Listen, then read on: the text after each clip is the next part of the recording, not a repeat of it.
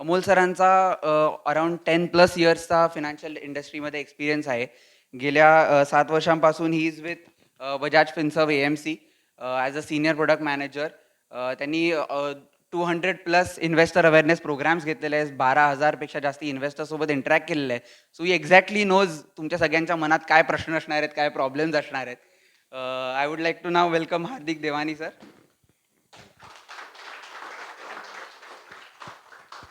So Hardik Devani sir is with ICICI Prudential Asset Management Company. For the last 3 years, he has 7+ years experience in the financial industry. He's a special product specialist at ICICI Pru. And now we call upon our beloved. आणि ह्या व्यक्तींची मीच ओळख करून देणार. Chartered accountant प्रसाद वेलणकर, जे गेली 30 वर्ष टॅक्स कन्सल्टंट आहेत आणि ज्यांनी आपल्या विजनरी थिंकिंगने 12 वर्षापूर्वीच वेल्थनेस ह्या एका कंपनीला जन्म दिला. त्याचं कारण हे होतं की त्यांच्या असं लक्षात आलं की आपण पैसे कमवतोय, त्याच्यासाठी खूप मेहनत करतोय, पण वाढवण्याच्या दृष्टीने विचार थोडा कमी पडतोय.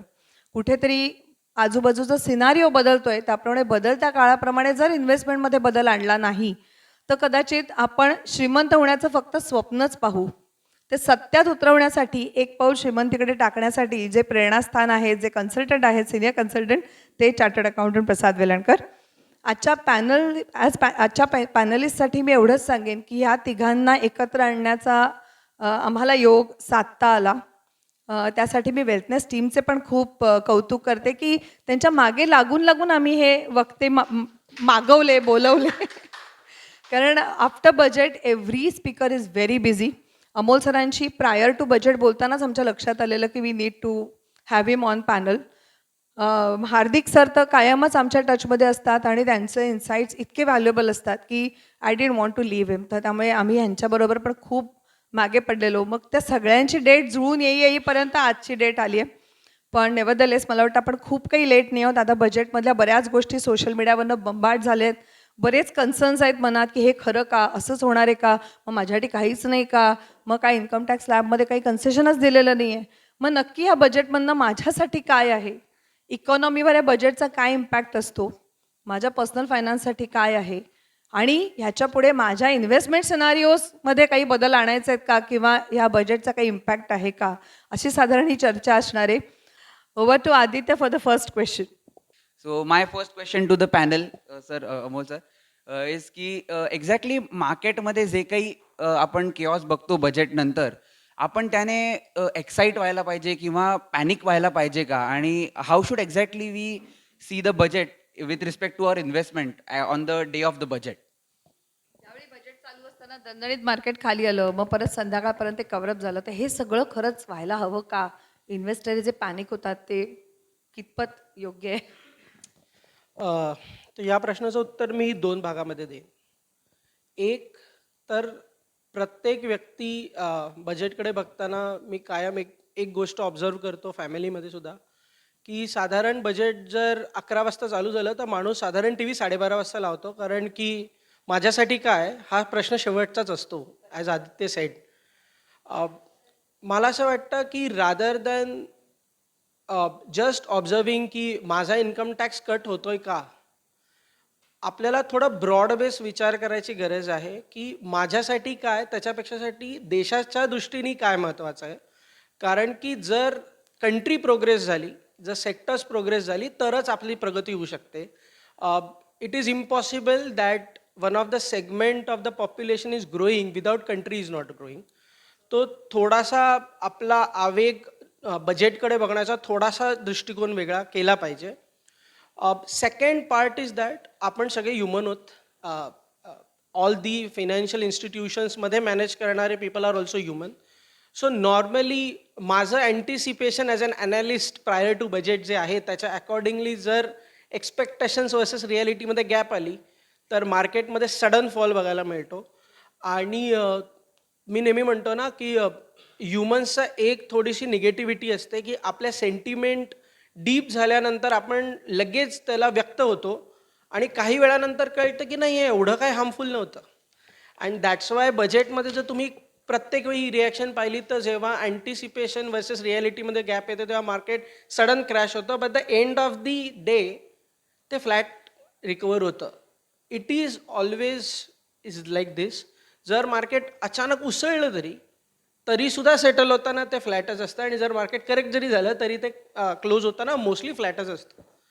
त्यामुळे मार्केटचा बजेटशी डायरेक्ट त्या दिवसापर्यंतचा संबंध किती आहे तर तो तेवढा नाही आहे. मग बजेट तेवढं इम्पॉर्टंट आहे का? तर आज तुम्ही अनेक न्यूजमध्ये ऐकता, आज अनेक मीडिया मीडियम्स आहेत. मला एका देशाचं असं सांगा की ज्याच्या बजेटची न्यूज प्रिंट होऊन येते.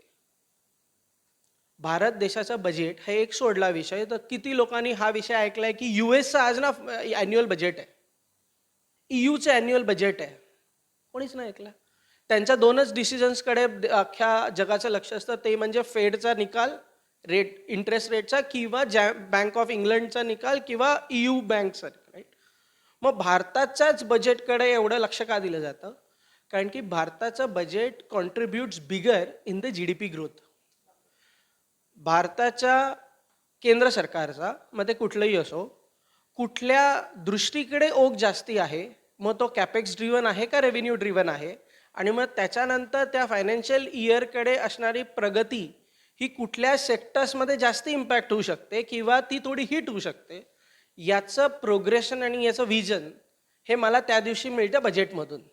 मला म्हणण्यापेक्षा पूर्ण इंडस्ट्रीला मिळतं. त्यामुळे कंपन्यासुद्धा हे बघत असतात की मला यावर्षी कुठल्या टाईपचे कॉन्ट्रॅक्ट मिळू शकतात, आणि त्यामुळे भारतामध्ये बजेटचा खूप मोठा हिस्सा मानला जातो. At the same time it is very important even for us, but believe me, budget is much more bigger than just a income tax. So that every one of us needs to look after. तुम्हालाही काही लोक प्रश्न विचारतील की, त्यामुळे मी आज जेव्हा 12-15 हजार लोकांना भेटतो तेव्हा मी प्रत्येकाला हेच सांगतो, प्रत्येक गोष्टीमध्ये माझ्यासाठी काय आहे हा शोध नाही असू शकत. We need to see little bigger picture. Lovely. Thank you so much Amol sir. तुम्ही खूपच छान हे सांगितलं की बरेच वेळा आपण इतकं छोटं बघायचा प्रयत्न करतो, मायक्रो बघतो, तर थोडंसं मॅक्रो बघायची गरज आहे, थोडंसं आपला दृष्टिकोन वाढवायची गरज आहे. कारण अनेक अशा गोष्टी आहेत की ज्या तुमच्या एका वैयक्तिक निर्णयांना सुद्धा बदलू शकतात किंवा इम्पॅक्टफुल असू शकतात. इथे देशाचं बजेट म्हणून विचार होणं गरजेचं आहे. पण माणूस पहिल्यांदा रिॲक्ट होतो, नंतर रिस्पॉन्ड करतो, म्हणून ते फ्लॅट होतं बहुतेक. प्रसाद सर, मला आवडेल तो अनुभव सांगायला जे आता सर बोलता बोलता म्हणाले की बरेच निर्णय या बजेटवर कसे अवलंबून असतात. नाही, इथे मला हे ॲड करावं असं वाटेल की पूर्वी जेव्हा आपण फक्त इन्कम टॅक्सची प्रॅक्टिस करायचो त्यावेळी बजेटला, आता मी काही मित्रांबरोबर आमच्या ऑफिसमध्ये बजेट बघायला बसायचो. अरे मेरे लिए क्या आहे, आपली टॅक्सची स्लॅब किती वाढली, अरे टॅक्सचा काय, फक्त आपण माझ्यासाठी काय फायदा आहे की बाबा टॅक्स स्लॅब वाढली का, कॅपिटल गेन टॅक्स वाढला का, हे एवढेच प्रश्न विचारले जायचे. पण जेव्हा आता आपण हे वेल्थनेसमध्ये काम चालू केलेलं आहे की तेव्हा आपण इन्व्हेस्टर पॉईंट ऑफ व्ह्यूनी हे बजेट बघायला लागलो.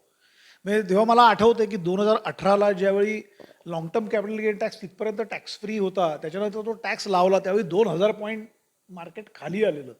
तर त्यावेळी एकदम सगळ्यांची घालमेल झालेली की अरे आता काय होणार, हा काय अंतच आहे की काय इकडे, की ह्या लॉंग टर्म इन्व्हेस्टमेंटचा हा अंत आहे की काय. पण त्याच्यानंतर काय वाटलं पण नाही, त्याच्यानंतर सुद्धा मार्केट वरती वाढतच गेलं.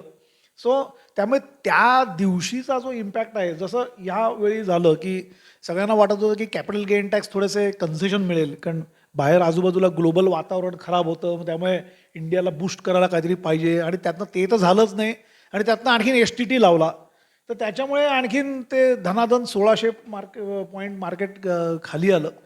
पण मग ह्या 1-2 गोष्टी सोडल्या तर आपण फाईन प्रिंटकडे बघत नाही किंवा त्याच्या व्हिजनकडे बघत नाही. तर मुद्दामून आज आपण हे सत्र ह्याच्याचसाठी आयोजित केलेलं आहे की ह्याच्यातले काय असे महत्त्वाचे पॉईंट असतात की जे आपल्याला आपल्या पोर्टफोलिओ कन्स्ट्रक्टला उपयोगी पडतील. सो आपण जे काय पोर्टफोलिओ कन्स्ट्रक्ट करतोय ते काय 1-2 वर्षांसाठी करत नाही आहोत, आपण 20-25 वर्षांचा पुढचा विचार करून आपण ते कन्स्ट्रक्ट करतोय. म्हणजे जर का आपण 25 वर्षापूर्वीचं जर का सेन्सेक्स बघितलं आणि आज सेन्सेक्स बघितलं, त्याच्यावरनं कळेल की पुढच्या 25 वर्षानंतर तो कुठे जाणार आहे. सो असा मोठा विचार करून आपण ह्या बजेटकडे बघायला पाहिजे. नॉट ओनली दॅट की माझ्या नुसत्याच स्लॅब किती वाढल्या आणि मला न्यू रिजिमला जायचं आहे का ओल्ड रिजिमला जायचं आहे असं बघितलं नाही पाहिजे. Hardik sir, I would like to know your views too. Sure. देखिए, जब भी हम बजट की बात करते हैं तो जैसे वेटरन्स ने बहुत अच्छे से बताया कि बजट में हम लोगों के लिए क्या इस पे ज़्यादा फोकस किया जाता है. बट क्या आपको एक चीज़ पता है कि अगर हम इंडिया को देखें तो इंडिया का नाम एक टाइम पे फ्रेजाइल 5 में आता था.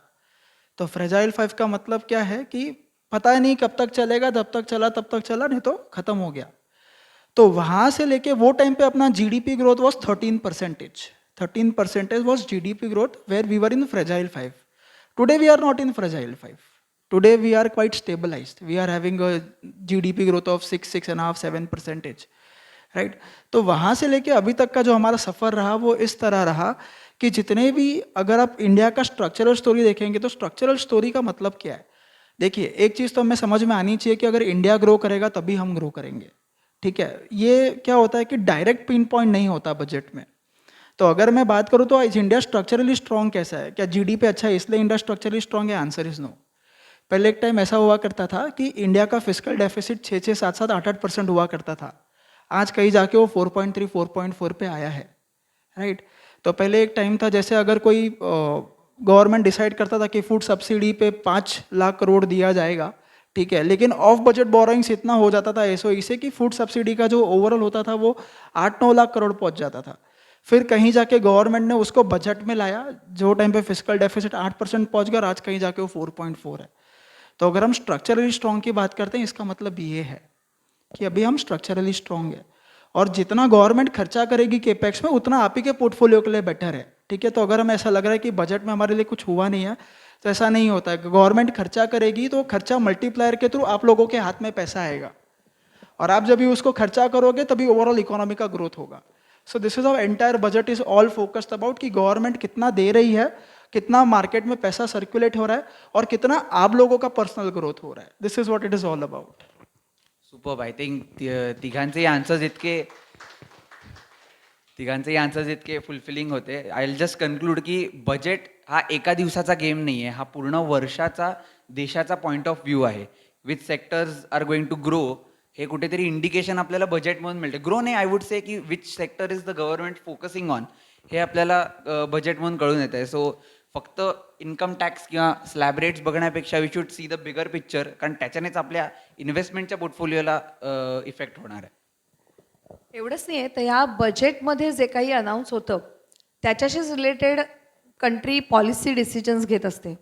सो हार्दिक सर, मुझे ये आपसे जानना अच्छा लगेगा कि रादर मैं जानना चाहूँगी कि ये जो भी आज तक के पॉलिसी बड़े बड़े पॉलिसी डिसीजंस हमारे कंट्री ने लिए उसका इकोनॉमी पे क्या इम्पैक्ट है? Very good question. तो हम सब लोगों को अगर ये पता है कि बीच में श्रीलंका का डिफ़ॉल्ट हो गया था, हम सब ये पता है. तो श्रीलंका का डिफ़ॉल्ट क्यों हुआ था तो उसके पीछे रीज़न ये था. लेकिन एक और चीज़ आपको बताओ, उसका फिजिकल डेफिसिट अपने से कम था. So it is not always about physical deficit, it is about credibility. Physical deficit अपने से कम था लेकिन क्रेडिबिलिटी कुछ थी ही नहीं. आज इंडिया कहाँ पे स्टैंड करता है? ये जो पॉलिसी डिसीजन हमने लिए हैं इसका रीज़न सबसे बड़ा ये है कि इंडिया जितना भी लोन लेती है ना, अभी आपने सुना होगा बोरोइंग्स 17 लाख करोड़ का बोरोइंग लेने का प्लान, ऐसा आपने शायद सुना होगा बजट में. तो ये बोरोइंग पूरा का पूरा इंडिया से रेज होता है. 95% of the borrowings is raise from India. तो इससे क्या होता है, हमारे लिए जो बाहर की करेंसी का जो रिस्क है वो टेक्निकली नेग्लिजिबल हो जाता है. श्रीलंका क्यों डिफॉल्ट किया? क्योंकि उन्होंने बहुत सारा पैसा एक्सटर्नल करेंसीज में लिया था. इंडिया में इक्विटी मार्केट में चलो समझ में आता है कि एफआईएस पैसा निकालते हैं, पैसा डालते हैं, ये चलता रहता है.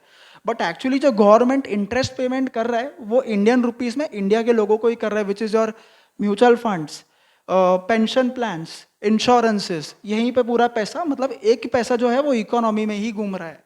This is what the decision of major policy was happened. और दूसरा क्या होता है कि अगर आप देखोगे तो यूके में भी एक सिनारियो हुआ था कि जहाँ पे एक पॉलिसी का डिसीजन हुआ था कि ट्रस्ट को एक ही बार में फिजिकल डेफिसिट को ऑलमोस्ट ख़त्म करना था. तो वो टाइम पे हुआ क्या कि इंटरेस्ट रेट बहुत हाई थे, लोगों के हाथ में पैसा दे दिया बाई रिड्यूसिंग द टैक्सेस, और इससे हुआ क्या कि उनके जो ट्रेजरीज थे वो इतने ऊपर शूट अप कर गए that it was a problem. So policy makings are really very very difficult. इतना ईजी नहीं होता जितना हमें दिखता है, बिकॉज एक छोटा decision and everything goes for a toss. So this is what shows that कि हमारा जो पॉलिसी था फिजिकल ग्लाइड के तरफ था. Sorry if I am using the jargon. Physical glide का मतलब होता है कि धीरे धीरे उसको कम करो. आज की तारीख में अगर मैं आपको बोलूँ कि गवर्नमेंट के लिए क्या ही खराब हो, वो एक ही साथ में 50-60% दे देगा, कैपिटल एक्सपेंडिचर हो गया ना। कैपिटल एक्सपेंडिचर इज समथिंग जिससे एक कंट्री के पास एसेट्स क्रिएट होते हैं। एसेट्स का मतलब होता है कि जिससे फ्यूचर में पैसा आएगा। लेकिन क्यों गवर्नमेंट ऐसा कर नहीं रही है? बिकॉज ऐसा कर नहीं रही है क्योंकि अगर ऐसा किया तो केपेक्स का जो आप लोगों के पोर्टफोलियो पे जो इम्पैक्ट आता है ना, वो इमीडिएट नहीं होता, वो 5 साल के बाद आता है थ्रू मल्टीप्लायर इफेक्ट। ठीक है, तो policy making is really very important here, कि अगर आपने पॉलिसी अच्छे से नहीं बनाई और आपने उसको ग्रेजुअली कम नहीं किया, it is going to create a big problem in the economy और it is going to create an overall impact on your portfolios. I would like to ask Amol sir की लास्ट डेकेडमध्ये आपण इंडियाला एका वेगळ्या पॉईंटला येताना बघितलेलं आहे. आपण एक इंडियाची वेगळीच स्टॉक मार्केट बघता आपण वेगळेच हाईट्स बघितलेले आहेत, रेकॉर्ड हाईज बघितलेले आहेत, कोविड नंतरची ग्रोथ बघितलेली आहे. So last decade has been very important for India. So या लास्ट डेकेडमध्ये जे काय पॉलिसी चेंजेस होते that has shaped India for what it is today? So परत मी ॲज ही सेड की वित्तीय तूट किंवा इम्पोर्ट एक्सपोर्ट, महागाईचा दर किंवा व्याजाचा दर हा आयडिएशनमध्ये बघून चालत नाही. जसं मी म्हटलं की बजेट हे देशाचं आहे, तसं स्ट्रक्चरल चेंजेस जर मला करायचे असतील तर अनेक गोष्टी वेगवेगळ्या सेक्टरमध्ये अशा आहेत ज्याची जाणीव ठेवून मला त्याच्यामध्ये चेंजेस केले पाहिजेत. सो ॲज आस्क्ड, मी जर फक्त लास्ट 10 वर्षाचा स्पॅन घेतला की 2015 ते 2025, तर फर्स्ट बिगेस्ट गॅप जी भारतामध्ये होती is a banking system. The first that government started, many of you must be knowing की जनधन योजना was the first trigger that government started. आता अनेक लोकांना इथे आपण मला नाही वाटत आपल्या कोणाचाही अकाउंट जनधनमधून ओपन झालं असेल, राईट? तर जसं मी म्हटलं ना की प्रत्येक वेळी माझ्यासाठी काय वोंट मेक डिफरन्स. तर जनधनची गरज का होती? तर जनधनची गरज याच्यासाठी होती की जर माझा मोस्ट ऑफ पॉप्युलेशन ग्रामीण भागात राहत आहे, मोस्ट ऑफ फॅमिली ज्या ग्रामीण भागात आहेत त्यांच्याकडे बँकेचा ॲक्सेसच नाही आहे, माझी पूर्ण सिस्टीम ही कॅशवर चालली आहे, तर जर मला त्यांना बँकिंग सिस्टीममध्ये आणायचं तर पहिलं पाऊल काय करावं लागेल? तर पहिलं पाऊल हे असावं लागेल की मला त्यांना बँकेच्या दरवाजापर्यंत आणायला प्रवृत्त करावं लागेल. दॅट वॉज अ थॉट ज्याने जनधन योजनेपासून सुरुवात झाली. आणि मी नेहमी म्हणतो की आपल्यासाठी एक वेळ इझी आहे की UPI, NEFT, net banking, phone banking हे वर्ड्स, बट विचार करा ज्यांच्या 3-4 पिढ्यांनी बँकच पाहिली नाही आहे अशा लोकांना जर मी सांगितलं नाही यू शुड डू UPI, तर त्यांच्यासाठी ते ॲस्ट्रॉनॉटचं काम आहे, राईट? आणि म्हणून मला जर पॉप्युलेशनला फोर्स करायचं आहे की बँकिंग सिस्टीममधनं पैसा मूव्ह झाला पाहिजे जेणेकरून देशाचा ओव्हरऑल आर्थिक घडी बसवायला मला हेल्प होईल, the first step was Jan Dhan. Jan Dhan झाल्यानंतर द मॉनेटायझेशन टेक्स प्लेस. आणि थर्ड इम्पॉर्टंट जी लगेच त्याला धरून नेक्स्ट गोष्ट झाली ती म्हणजे UPI. मला अजून माहिती आहे दॅट टाईम माझा जॉब चालू झाला होता, 1-2 वर्ष झाली होती, आणि अनेक लोकांना हा प्रश्न होता की भारतामध्ये UPI सक्सेसफुल होऊ शकतं का? ज्या लोकांना पाकिटात कॅश घेऊन फिरायची सवय आहे, ज्यांना नोटेने फील येतो की माझ्याकडे पैसा आहे, असे लोक UPI वापरतील का? मी नेहमी म्हणतो भारत देशाचं किंवा आपल्या लोकांचं ना एक थोडंसं गणित बसत नाही की आम्हाला ना काठी मारल्याशिवाय कामच होत नाही. आणि कोविडने ती काठी मारली की जेव्हा मला बँकेत जाताच येत नाही आहे पण मला ट्रान्झॅक्शन करायचं आहे, तर मग आता मला UPI, net banking, phone banking शिकून घेतलंच पाहिजे आणि मी त्याला ॲडॅप्टिव्ह झालोच पाहिजे. आणि सायमल्टेनियसली इंटरनेटचं इन्फ्रास्ट्रक्चर एका साईडला गव्हर्नमेंट तयार करत होतं. आज तुम्ही पाहिलं तर अनेक प्लॅटफॉर्ममध्ये free internet is powered by Google आहे. अशा अनेक संस्था CSRच्या मार्फत इंटरनेट अवेलेबल करून देत होता. एका साईडला गव्हर्नमेंट बँकिंग इंडस्ट्रीला बूस्ट करत होतं आणि तिथनं सर्वात मोठ्या इंडस्ट्रीचा जन्म झाला आणि दॅट इज UPI. आज भारत जगामधला सर्वात फास्टेस्ट ट्रान्झॅक्शन करणारा देश झाला 10 वर्षात. कुठून? जिथनं बऱ्याच लोकांना बँकेचा ॲक्सेसही नव्हता. आज जवळजवळ if I am not wrong 25 ते 30 करोड अकाउंट ओपन झाली जस्ट थ्रू जनधन. आता हे लोक कोण आहेत? हे लोक मोस्टली गावखेड्यात राहणाऱ्या अशा फॅमिली आहेत ज्या मनरेगासारख्या स्कीमवर अवलंबून असतील, किंवा अनेक शेतकरी बांधव असे आहेत की ज्यांना मला मिनिमम ट्रान्सफर रेट ट्रान्सफर करायचा आहे, किंवा उद्या शेतकरी विमा ट्रान्सफर करायचा पण कॅशमध्ये नाही करायचा. नाव बिकॉज माझं अकाउंट आहे, केंद्र सरकार डायरेक्ट पैसे ट्रान्सफर करू शकते in that account. So there are 3 things which government of any country wants, that is speed. एखादी गोष्ट मी आज अनाऊन्स केली आणि 2 वर्षापर्यंत ती पोचवूच शकलो नाही, तर त्या अनाऊन्समेंटचा काहीच फायदा होत नाही. आणि म्हणून UPI आलं. थर्ड इम्पॉर्टंट सेक्टर देशातलं ते म्हणजे तुमचं बांधकाम, विच इज रिअल इस्टेट. त्याच्यामध्ये अगेन 10-15 वर्ष खूप फ्लॉ होता. अनेक रिअल इस्टेट बिल्डर जागा म्हणजे विकत घ्यायचे, पण बिल्डिंग बांधलीच जायची नाही. आता याचा सर्वात मोठा फटका कोणाला होता? याचा फटका होता तुम्हा माझ्यासारख्या सर्वसामान्यांना. आणि दुसरा म्हणजे बँकेला, कारण की तुम्हाला लोन बँकेने दिलं आहे. तुम्हाला घर मिळालंच नाही तर तुम्ही त्याचा EMI कसा भरणार, राईट? आणि मग अशा वेळी या सेक्टरला मला मजबूत केलं पाहिजे, आणि म्हणून रेरा इम्प्लिमेंट झाला. आता त्याच्यानंतर जसं मी म्हटलं, होलिस्टिक व्ह्यूचा विचार करायचा आहे. मला औद्योगिक क्रांतीमध्ये उद्योगांना पण सपोर्ट करायचा आहे, ज्याच्याकडनं माझा सर्व्हिसचा स्पीड वाढेल. तिथनं जन्म झाला GSTचा, की rather than filing 10 different taxes file, I will file 1 tax, that is GST. आणि मग त्याच्यानंतर जेव्हा सगळे स्टार्स अलाइन झाले, जेव्हा मोस्ट ऑफ स्थिती सुस्थितीत आल्या, आता मला कोविडमध्ये बूस्ट द्यायचा आहे. Everything is align, let's do make in India. आणि म्हणून PLI स्कीमचा जन्म झाला. आता जसं तो म्हणाला की कॅपेक्स सारखी गोष्ट 5 वर्षानंतर तुम्हाला रिझल्ट देते. Road declare, Bombay Pune expressway declare 1990 साली झाला होता. आज आपल्याला त्याचं महत्त्व कळतं आहे. सेम वे UPIचं महत्त्व आज आपल्याला कळतं आहे, की किती फास्ट पेमेंट करतोय. रेरासारख्या ॲक्टचं महत्त्व मला आज कळतं आहे. आणि शेवटचा सर्वात मोठा बदल तो म्हणजे bankruptcy code. In a simple way, bankruptcy code म्हणजे मी जर माझ्या बँकेचे पैसे डुबवले तर एका सर्टन टाईम नंतर बँक माझं घर विकू शकतं. त्याचा अधिकार बँकेला देणं. ही गोष्ट इम्प्लिमेंट झाली 2017-18 साली. 2022-23 मध्ये यामुळे जवळजवळ 3 लाख करोड या नॅशनलाइज बँकांचे रिकवर झाले.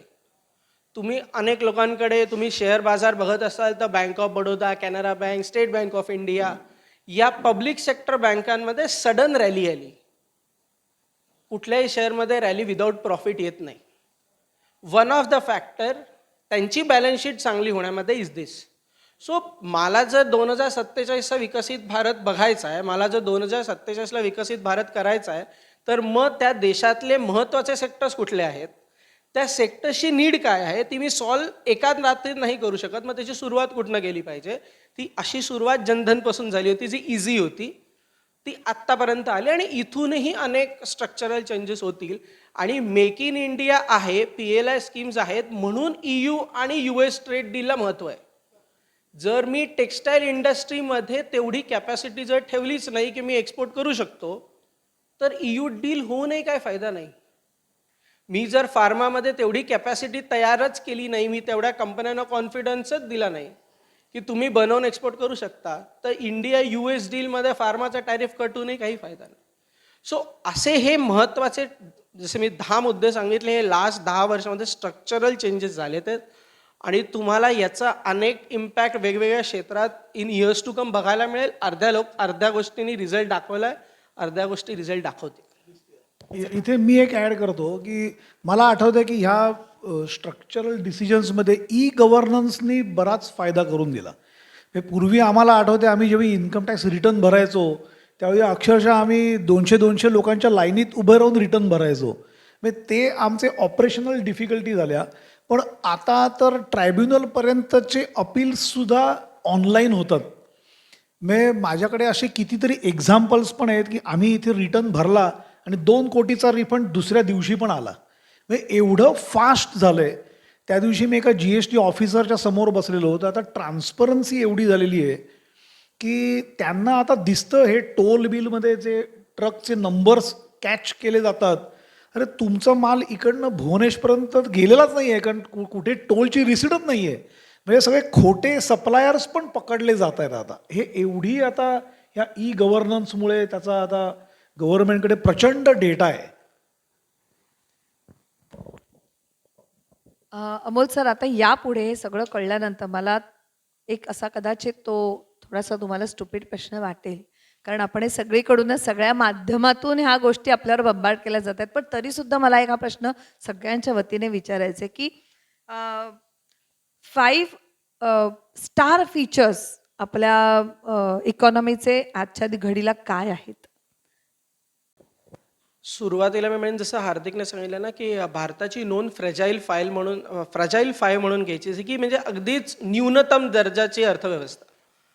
त्या दर्जापासून आज 2025ला आपल्या सगळ्यांना प्रचंड याचा गर्व वाटावा अशी जेव्हा गोष्ट घडते, जेव्हा वर्ल्ड बँकसारखी एखादी वित्तीय संस्था हे डिक्लेअर करते की भारताची अर्थव्यवस्थेचा दर हा जागतिक अर्थव्यवस्थेचा दर किती आहे ते डिसाईड करेल, तर तेव्हा फ्रॅजाईल फायमधनं जेव्हा भारत इम्पॉर्टंट फाईव्हमध्ये जातो तेव्हा अचानकच एक गोष्ट निदर्शनास येते की बस things are on the right path.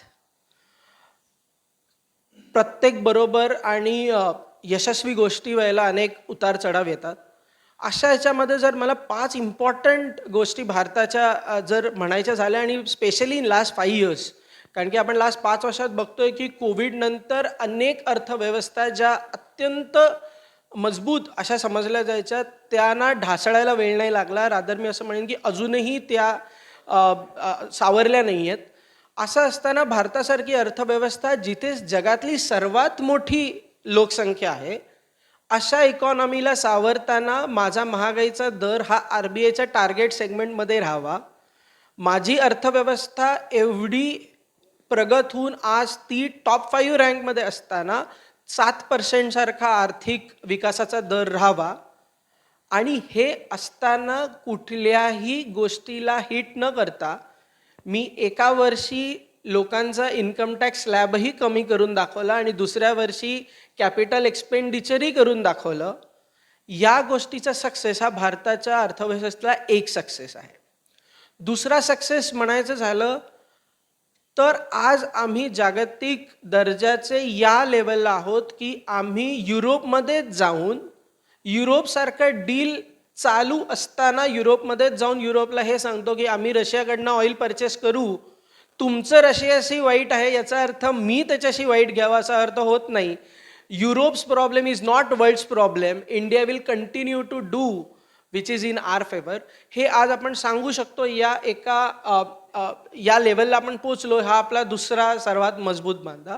आणि थर्ड म्हणजे भारताने आमच्याबरोबर निगोसिएशन करावं म्हणून US ने सारखं हे ट्विट करावं की मोदी बोलले नाही.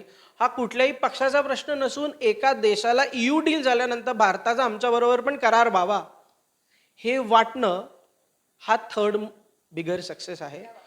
त्यामुळे अशा वातावरणात जिथे प्रत्येक इकॉनॉमी कुठेतरी चाचपळतीये असं असताना आपला मात्र विकासाचा दर दरवर्षी वरच्या साईडला अपग्रेड होतो.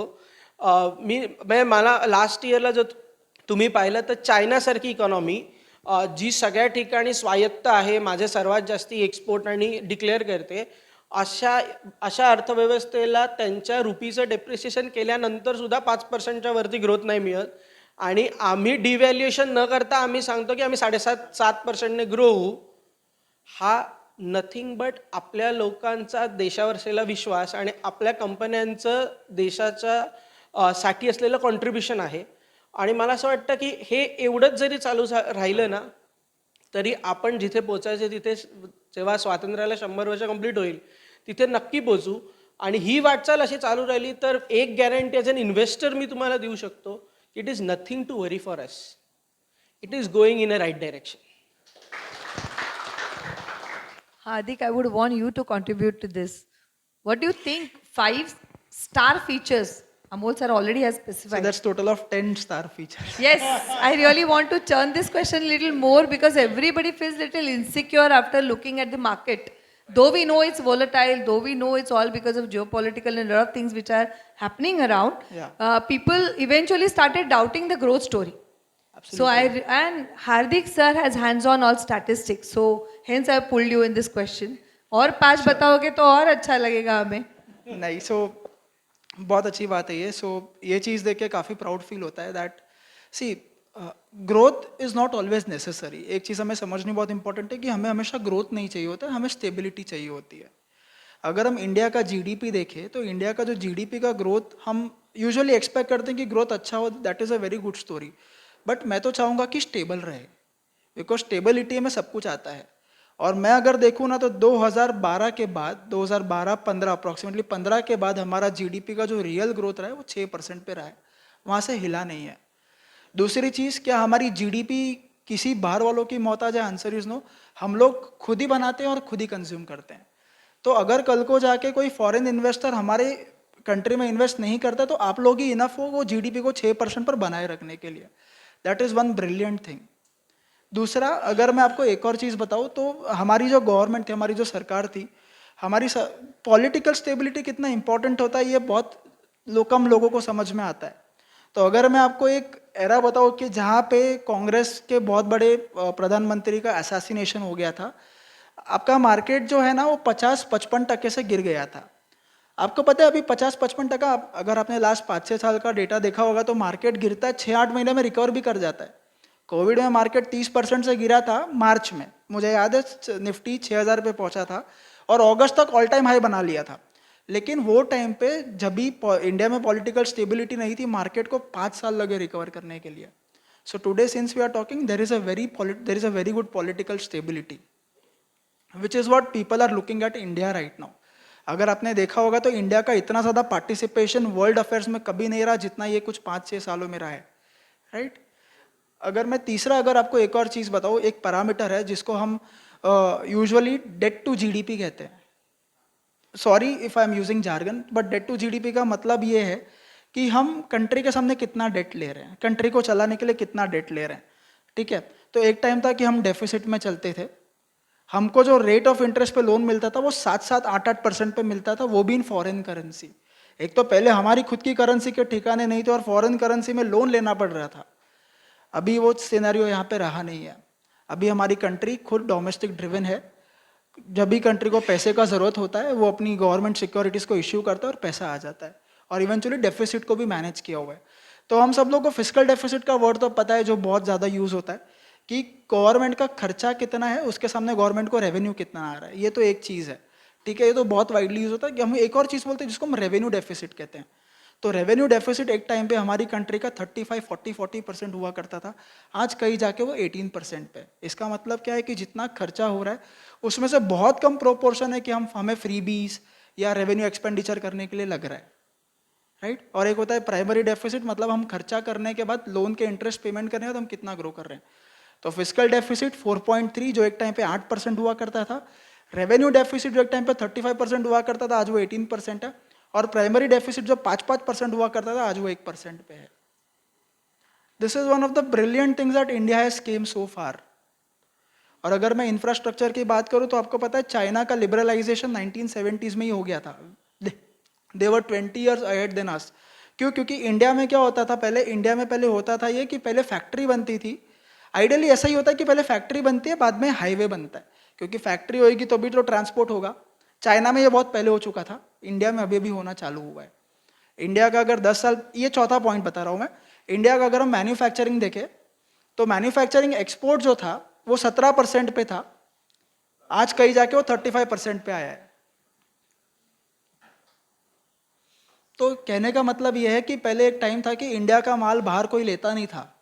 अभी हम जाके यूरोप के साथ डील करके आए, हम जाके यूएस के साथ डील करके आए, ओमान के साथ जाके डील करके आए. आपको पता है डॉलर इज द, आपको एक और चीज मैं बताता हूँ कि इंडिया का कितना इंपॉर्टेंस है. This is the 5th point, and इसका सबसे बड़ा इंपॉर्टेंस है कि आप सबको पता है कि dollar is the world's largest accepted currency. Dollar के बिना किसी भी कंट्री का ट्रेड नहीं होता, but still countries are accepting INR. Russia हमारे पास INR में तेल लेता है. रशिया को पता है कि ये INR का कुछ नहीं कर सकता हूं मैं. रशिया नोस कि INR मेरे लिए पॉइंटलेस है, but still just because they R maintaining political relations they are accepting Indian currency. मतलब आप ऐसे किसी का करेंसी ले सकते हैं क्या कि जो आप बाहर जाके यूज ही नहीं कर सकते? आई डोंट थिंक कोई भी लेगा. क्या आज आपको कोई डॉलर देगा 100 रुपए के, 1000-2000 रुपए की नोट के सामने हाइपोथेटिकली, तो आप क्या लोगे क्या डॉलर को? क्योंकि आप यूज ही नहीं कर पाओगे. बट बाहर की कंट्रीज ले रही है just because India is created at political stability. political stance, political welfare relations. So these are the 5 points which I feel that India has overcome so far. तर तुम्हाला तर सगळ्यांना माहिती आहे की यावर्षी इन्कम टॅक्स रिलेटेड काही फारसे चेंजेसच नव्हते. कारण जे काय होतं ते मागच्या वर्षीच सगळं देऊन झालेलं होतं, की जर का 5 लाख रुपयापर्यंतची जी सूट होती ती डायरेक्ट 12 लाख रुपयापर्यंत ऑलरेडी करून झालेली होती. सो तो एक मेजर चेंज होता. तर त्याच्यामुळे यावर्षी बघायला गेलं तर देण्याजोगं काही नव्हतं. तर तेच एक्सपेक्टेड खरं म्हणजे होतं, की कारण अर्थात प्रत्येकाला नाहीतर असं वाटत असतं की अरे आता हे 12 लाखाची परत 15 लाख होते की काय. पण आता हा पॉलिसी डिसिजन मागच्याच वर्षी घेऊन झालेला असल्यामुळे त्यांना आता मेनली जास्तीत जास्त लोकांना या न्यू रिजिमकडे त्यांना जास्तीत जास्त खेचायचं आहे. त्यामुळे काही त्यांनी एक्झम्पशन्स काढली आहेत. Plus at the same time त्यांनी काही काही TDS किंवा TCSमध्ये त्यांनी काही काही सूट दिलेली आहे, की आता बरेच जण ऑलरेडी TDS TCSच्या प्रोव्हिजन्समध्ये अडकले गेलेलेच आहेत. मग आता त्यांना आणखीन टॅक्सिंग करण्यात काय अर्थ नाही. त्यामुळे बऱ्याच ठिकाणी त्यांनी लिबरलायझेशन केलं आहे, की रेट कमी केलेत किंवा स्लॅब त्यांच्या वाढवलेले आहेत. किंवा प्रमोटर्स बायबॅक सध्या भरपूर झालेले आहेत. तर ते पूर्वी डिव्हिडंड म्हणून ट्रीट व्हायचे आणि त्याला जास्त टॅक्स पडायचा. तर ते आता त्यांनी कॅपिटल गेन टॅक्स म्हणून ट्रीट करण्यात आलेले आहेत. किंवा ITR फायलिंगमध्ये काय काय सूट देण्यात आलेली आहे. सो असे काही काही मेजर चेंजेस असे काही फारसे नाही आहेत, पण बेसिकली प्रोसिजरल चेंजेस आहेत. मला वाटतं ज्या आपल्याला आधीच कन्सेशन्स किंवा ज्या प्रोव्हिजन्स आधीच करून झाले आहेत त्याचा इम्पॅक्ट साधारण एप्रिलपासून आपण अनुभवतोय. खिशात 4 पैसे उरत आहेत. प्रत्येकाला मला रिफंड मिळेल का हा जो प्रश्न असतो, तर 4 वर्ष आता इन्कम टॅक्स रिटर्न भरायला आहेत. त्यामुळे थोडंसं CAsना आणि एक्सपर्ट्सना, टॅक्स एक्सपर्टना, सिटिझन्सना सुद्धा टॅक्स प्लॅनिंग करायला वेळ मिळणार आहे. तर मला वाटतं ही चांगली अपॉर्च्युनिटी आपण वापरलीच पाहिजे, त्याचा फायदा घेतला पाहिजे. पुढचा प्रश्न आदित्य विचारणार आहे. सो आपण आधीपासूनच म्हणत होतो की ह्यावेळी ते इन्कम टॅक्सचे काही चेंजेस नाही आहेत, पण ह्यावेळी कॉर्पोरेटसाठी बरंच काय काय केलं आहे. बिगर पिक्चरमध्ये बरेच काही काही चेंजेस केलेले आहेत. सो प्रसाद सरांनाच ॲज अ CA मला विचारावं असं वाटेल की टॅक्स हॉलिडेज देणं किंवा टॅक्समध्ये इन्सेंटिव्स देणं हे इंडिव्हिज्युअल्सला देणं आणि कॉर्पोरेट्सना देणं ह्याच्यात फरक काय असतो? ह्याच्या पाठी थॉट प्रोसेस काय असते देशाची? आता इंडिव्हिज्युअलना जसं आपण मागच्या वर्षी बघितलं की इंडिव्हिज्युअलना जर का मी टॅक्स कन्सेशन्स दिली तर त्यांच्या हातात डिस्पोजेबल इन्कम जास्त मिळतं. की जसं मागच्या वर्षी 12 लाख रुपयापर्यंत टॅक्स फ्री इन्कम झालं, तो ऑन ॲन ॲव्हरेज त्याच्या मागच्या वर्षी जवळजवळ 1,00,000-1,25,00,000 रुपये त्या 12 लाख रुपयावरती टॅक्स पडायचा. मग आता साहजिकच आहे की एवढा 1,00,000 रुपये माझा टॅक्स पर पर्सनचा वाचला तर साहजिकच त्यांचं डिस्पोजेबल इन्कम वाढतं. So main income tax concession इंडिव्हिज्युअलला देण्यात डिस्पोजेबल इन्कम वाढणं आणि नॅचरली त्याचा कन्झम्पशनवर इफेक्ट येणं हे एक असतं. किंवा त्याच्याही आदल्या वर्षी आपण बघितलं की बरेच कॉर्पोरेट टॅक्स त्यांनी कमी केले. की पूर्वी 30% स्लॅब होती, तर आता काही कंपन्यांना 15%च फक्त टॅक्स आहे, काही कंपन्यांना 22% टॅक्स आहे. सो कॉर्पोरेट टॅक्स जर का मी कमी केलं तर बऱ्याचशा इन्व्हेस्टमेंट्स इंडियामध्ये येतात. सो ह्याच्यासाठी त्यांनी आता यावर्षीसुद्धा जसं गिफ्ट सिटीमध्ये आणखीन इन्व्हेस्टमेंट आणण्यासाठी त्यांनी अजून टॅक्स हॉलिडेज वाढवलेले आहेत. किंवा आपण म्हटलं तसं की या डेटा सेंटर्ससाठी तर त्यांनी 2047पर्यंत त्यांनी टॅक्स हॉलिडे ठेवलेले आहेत, की जेणेकरून जास्तीत ज्या इंडस्ट्रीज ग्रोईंग आहेत, जिकडे आपल्याला जास्त पैसा कंट्रीमध्ये येईल, ज्याच्यामुळे जॉब क्रिएशन होईल, हे लक्षात ठेवून तो टॅक्स फॉरगो करण्याचं गव्हर्नमेंट ठरवतं. तर सो कॉर्पोरेट टॅक्समुळे प्रश्न होतो की इन्व्हेस्टमेंट नवीन आणणं ह्याचा इम्पॅक्ट पडतो. कुठेतरी तो असा एक प्रोज अँड कॉन्स असतं की आतापर्यंत 3 वर्ष आपण गेले इंडिव्हिज्युअल्सना गव्हर्नमेंटने बजेट थ्रू टॅक्स बेनिफिट्स दिलेले आहेत. आता कुठेतरी ते कॉर्पोरेटकडे जास्ती शिफ्ट होत आहे. Amol sir, Hardik sir, would you like to add to this anything? तर प्रसाद सर जसं म्हणाले आणि आपण आय गेस या चर्चेची सुरुवातच जिथनं केली होती की बजेटमध्ये माझ्यासाठी काय, तेव्हा माझ्यासाठी काय याचा अंडरलाईन थॉट असतो की इन्कम टॅक्समध्ये काय. खूप सोपं आहे की मेक इन इंडिया म्हणून होत नाही किंवा मला उद्या ठरवलं की नाही मी आता माझ्या भारताची जमीन तुम्हाला देतो, इथे बिझनेस करा, असं सांगून कोणी बिझनेस करायला येत नाही. सर्वात मोठं वेल्थ इंजिन कुठल्याही इकॉनॉमीचं असू शकतं आणि ते म्हणजे नोकऱ्या तयार करणं. कारण की जेव्हा मी स्वाभिमानाने म्हणतो की भारत मोठा देश आहे, पॉप्युलेशनचा देश आहे, अनेक ठिकाणी तुम्ही ऐकत असाल की भारत यंगेस्ट इकॉनॉमी आहे, आमच्याकडे सर्वात तरुण लोक जास्ती आहेत. जेव्हा ती चांगली बाजू असते तेव्हा ती अनेक वेळा जबाबदारी घेऊन येते. आणि जर माझ्याकडे नोकरदार वर्ग स्किल्ड आणि अनस्किल्ड असा दोन्ही आहे, तर मग त्या नोकरदार वर्गाला त्या नोकऱ्या उपलब्ध करून देण्यासाठी मला काय करावं लागेल. आणि मग असं असताना जर मी इन्कम टॅक्स हॉलिडे कंपन्यांना दिले आणि त्यांनी जर नवीन प्लान, नवीन बिझनेस तिथे केली, मग ती फायनान्शियल गुंतवणूक असू शकते किंवा FII आणू शकतात किंवा FDI आणू शकतात. त्यातनं निर्माण होणारं जॉब क्रिएशन, तिथून निर्माण होणारी इकोसिस्टीम आणि तिथून निर्माण होणारा एकंदर देशाच्या विकासात असणारा कॉन्ट्रीब्युशन, हे एक टर्बाईनसारखं एकदा चालू झालं की आपण असं एक मित्र मला असंच बजेटनंतर फोन करून म्हणाला, अरे काय येडेपणा आहे की आम्हाला बजेटमध्ये इन्कम टॅक्स देताना 2-2 लाखांनी लिमिट वाढवतात, इथे कंपन्यांना 2047 पर्यंत टॅक्स हॉलिडे दिले, म्हणजे देशाचं चाललंय काय. मग मी त्याला म्हटलं की हा जस्ट विचार कर की याच कंपन्यांनी उद्या अनेक IT लोकांना हायर केले, अनेक कंपन्या FDI घेऊन आल्या, तर माझ्या करन्सीवर जो प्रेशर आहे तो कमी होऊ शकतो, अनेक लोकांना जॉब्स मिळू शकतात, तिथनं जॉब्स मिळाले तर त्या लोकांचं इन्कम वाढू शकतं. जर इन्कम वाढलं ना तरच इन्कम टॅक्सचा प्रश्न येतो. इन्कम टॅक्सचा विचार करण्याआधी मी नेहमी म्हणतो टॅक्स वाचवण्यापेक्षा इन्कम कसं वाढवता येईल त्याचा विचार माणसाने पहिला केला पाहिजे. आपण म्हणतो टॅक्स कसं वाचवता येईल, राईट.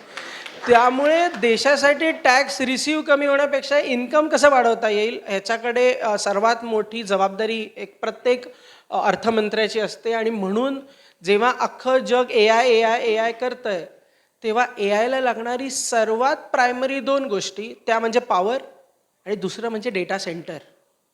मी AI तेव्हाच काम करू शकतं जेव्हा माझ्याकडे बॅकग्राऊंडला डेटा आहे आणि डेटा प्रोसेस करायला एनर्जी आहे. सो जर तुम्ही 2022-23चं बजेट ऐकलं असाल तर खूप जास्ती रिन्युएबल एनर्जी, हायड्रॉलिक एनर्जी ह्याच्यावर देशाने खूप प्रचंड प्रमाणात गुंतवणूक केली. कारण की कुठेतरी जसं मी म्हटलं ना की माझ्यासाठी कायपेक्षा अर्थमंत्र्याला देशासाठी काय हे महत्त्वाचं आहे. तर मला पुढच्या 5 वर्षाचा विचार करायचा आहे. जर AI प्रचंड चाललं तर माझ्याकडे त्याची वीज आहे का. आणि म्हणून ते, आणि जेव्हा आज AIचा विषय अनेक अर्थव्यवस्थांमध्ये चालू असताना जर मी डेटा सेंटरला जागा दिली, कारण की भारताकडे अमोघ जागा आहे आणि आमच्याकडे नुसतीच जमीन नाही आहे, आमच्याकडे जमिनीवर काम करणारे लेबर्सही आहेत, मॅन पॉवरही आहे, आमच्याकडे अनेक स्किल्ड लेबर आहेत. आणि मग जर माझ्याच व्यक्तीला दुसऱ्या राज्यात न जाता त्याच राज्यात त्याच शहरात जर डेटा सेंटर झालं, जॉब मिळाले, इन्कम जनरेशन झालं, तर पिढ्या घडू शकतात.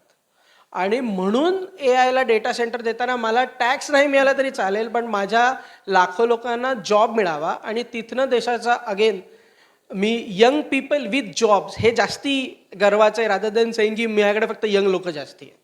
सो त्याचा एक व्ह्यू म्हणून डेटा सेंटर्सच्या हिशोबाने 2047चे टॅक्स हॉलिडे डिक्लेअर करण्यात आले. असे अनेक टॅक्स हॉलिडेज गव्हर्नमेंटने 2022 आणि 2021च्या बजेटमध्येही दिले होते अंडर FDI. अनेक गोष्टींना सक्सेस आलाय. जर तुम्ही उत्तर प्रदेशसारख्या राज्याचा विचार केला तर अनेक फॉरेन कंपन्या या भारतातून आज ऑपरेट करतायत.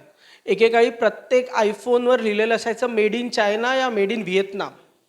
आज तुम्ही भारतात फोन घ्या, अनेक मोबाईल फोनवर लिहिलेलं मेड इन इंडिया. तर ते आज गर्व व्हायला आधी 5 वर्षापूर्वी थोडं दुःख व्हावं लागतं.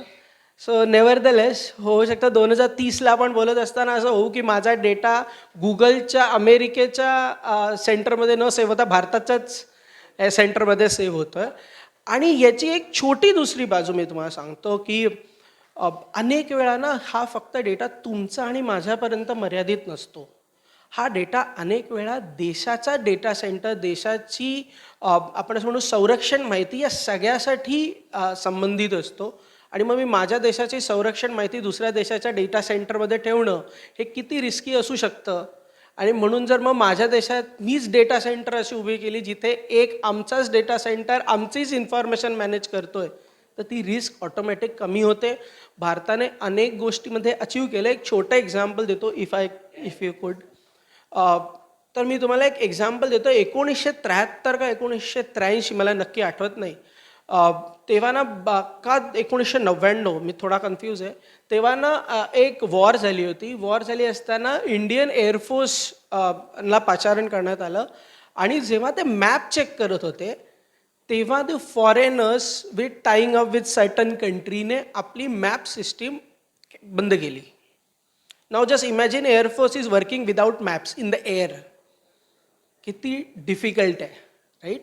आणि म्हणून लास्ट 10 वर्षात आपण इस्रोच्या मदतीने अनेक सॅटेलाईट आकाशात असे सोडलेत की माझ्या एअरफोर्सला लागणारी सगळी मॅपचं तंत्रज्ञान हे माझ्या स्वतःच्या देशाचे, मी दुसऱ्या डिपेंडंट नाही आहे. त्यामुळे डेटा सेंटरचा विचार करताना फक्त आपल्या मोबाईलचा डेटा किंवा AIचा डेटा नसून तो देशाचाही डेटा असू शकतो आणि मग त्याच्याकडे कुठेतरी दृष्टिकोन ठेवून केलेली ही गुंतवणूक देशाची नाही का, हा एक वेगळा बघण्याचा भाग आहे त्याच्याकडे. हे मेक इन इंडिया आपण जस्ट सहज म्हणतो, असं आपण मेक इन इंडियाच्या अंडर केलेलं आहे मेक इन इंडिया. जो हा किती मोठा मेक इन इंडियाच्या पाठचा विचार आहे, हा आपल्याला आत्ता तो इक्वेशन सगळं जमतंय. Hardik sir, would you like to add on this? ये जो मेक इन इंडिया का जो कॉन्सेप्ट था ना, वो ज़्यादा लेमलाइट 2018 में बाहर आया. ठीक है, 2018 के पहले इंडिया के मैन्युफैक्चरिंग को ज़्यादा कोई पूछता नहीं था. अभी भी इतना नहीं पूछता है, but we are little better over there. यहाँ पे अगर मैं बात करूँ तो हम सब लोग ने क्या वो फ़ोन्स देखे हैं जो उसमें बटन दबाते ही बजता है गाना धूम मचा ले बच्चा यूज़ करते हैं, सुना होगा? तो वो फ़ोन का आपको पता है मार्केट कितना था? 50,000 करोड़. 50,000 करोड़ का मार्केट था वो, जो इंडिया में चाइना से आता था. ठीक है, अभी आज हम ऐसे टाइम पे आए कि जहाँ पे वॉलमार्ट इंडिया को इंडियन टॉयज के लिए ऑर्डर दे रहा है. That is at $1 billion. So अभी यूएस में इंडिया के टॉयज यूज किए जाएंगे. Structural shift. दूसरा, अगर मैं आपको एक और चीज़ बोलूँ तो पहले यहाँ से लोग वियतनाम जाते थे आईफोन खरीदने के लिए. क्यों? क्योंकि 10-15 हज़ार का डिस्काउंट मिलता था. अभी वियतनाम के लोग इंडिया में आके आईफोन खरीद रहे हैं. स्ट्रक्चरल शिफ्ट, इसको स्ट्रक्चरल शिफ्ट ही कहते हैं, राइट? और अगर जैसे इन्होंने बहुत अच्छे से बताया कि why data centres are very important, तो डेटा सेंटर के लिए इंडिया के पास बहुत सारी जगह है. तो पहले एक टाइम था कि हमारा जो भारत का किसान था, दो होता है, एक इंडिया और एक भारत. ये तो हम मानते हैं कि नहीं? हम इंडिया में रहते हैं, वहाँ पे दूसरी साइड पर भारत आता है. बिकॉज जब भी हम ट्रैवल करते हैं हम देखते हैं कि मुंबई में बहुत गर्दी है, लेकिन मुंबई के बाहर जगह खाली है पूरी, राइट? तो वहाँ पे पहले एक टाइम था कि किसान खेती करता था, ठीक है, और अगर वो ज़मीन बंजर हो जाती थी तो उसका कुछ यूज़ नहीं था. आज वहाँ पे सोलर पैनल्स खड़े हैं. तो पहले किसान खेती करता है, बाद में इलेक्ट्रिसिटी भी बेचने जाता है. तो हमारे पास जगह भरपूर है. तो GCCs जो है वो इंडिया में आएंगे. और एक चीज़ अच्छी भी है, क्यों? इससे इंडिया का रिलायंस बढ़ता है. आज अगर जैसे मैं सर को भी बता रहा था कि इंडिया का IT फॉर्च्यून 500 कंपनीज़ का 80%, that is 420 companies of Fortune 500 companies India IT use करती है. तो बैंक ऑफ न्यूयॉर्क का जब भी CEO सोने जाता है तभी बैंगलोर में सारे के सारे ट्रांजैक्शंस यूज़ होते हैं, बिकॉज उनको ट्रांजैक्शन करने का, प्रोसेस करने का ज़रूरत नहीं है. तो इससे क्या होता है कि उनकी हमारे पर रिलायबिलिटी बहुत बढ़ जाती है. तो इससे क्या होता है कि हमें इम्यूनिटी मिलती है. एम्प्लॉयमेंट वो सारी तो चलो डोमेस्टिक चीज़ है, but we always get a immunity because they are dependent on us. अगर मैं आपको एक अच्छी चीज़ बताऊँ, अच्छी भी हो सकती है, खराब भी हो सकती है, अभी वो पर्सपेक्टिव पर डिपेंड करता है. इंडिया का पर कैपिटा टू GDP, मतलब एक आदमी का GDP में कितना कॉन्ट्रीब्यूशन है, दैट इज जस्ट $3,000. मैं US की बात करूँ तो US में $65,000 is the minimum salary of a graduate. और स्विट्जरलैंड की बात करूँ तो मिनिमम ग्रेजुएट का सैलरी ₹1 करोड़ है. तो लोगों को सस्ता आर्बिट्राज मिलेगा कहाँ पे? इंडिया में. सस्ता लेबर मिलेगा कहाँ पे? इंडिया में. तो जगह हमारे पास है, हमारे पास लेबर है, वो भी स्किल्ड लेबर है, not unskilled labour. We are having a lot of skilled labour. तो वो जो स्किल्ड लेबर है, तो उसके तहत हमारे पास बहुत सारी अपॉर्चुनिटीज़ है जहाँ पे हम आगे जाके वो कंट्रीज़ का पूरा डेटा संभालें, राइट? और बाकी, और एक और बात आती है डेटा सेंटर AI की. तो देखो अभी AI इंपॉर्टेंट हो गया है. अगर हम इंडियन IT देखें तो अगर वो AI इंटीग्रेट नहीं करेगा अपने सिस्टम्स में तो उनका एक आ सकता है डाउनफॉल. बिकॉज एक टाइम पहले ऐसा था कि हम हमारे पॉपुलेशन के दम पे उठते थे कि हमारे पास बहुत पॉपुलेशन है, जो चाहे काम करा लो. बट अभी वो काम करने के लिए कोई AI आ चुका है. तो एक ट्रांजिशनिंग होना बहुत इंपॉर्टेंट है, जिसके लिए हमें चाहिए होगा बहुत सारा पैसा. एंड ये पैसा आएगा कहाँ से? ये पैसा आएगा बाय फॉरेन इन्वेस्टमेंट्स.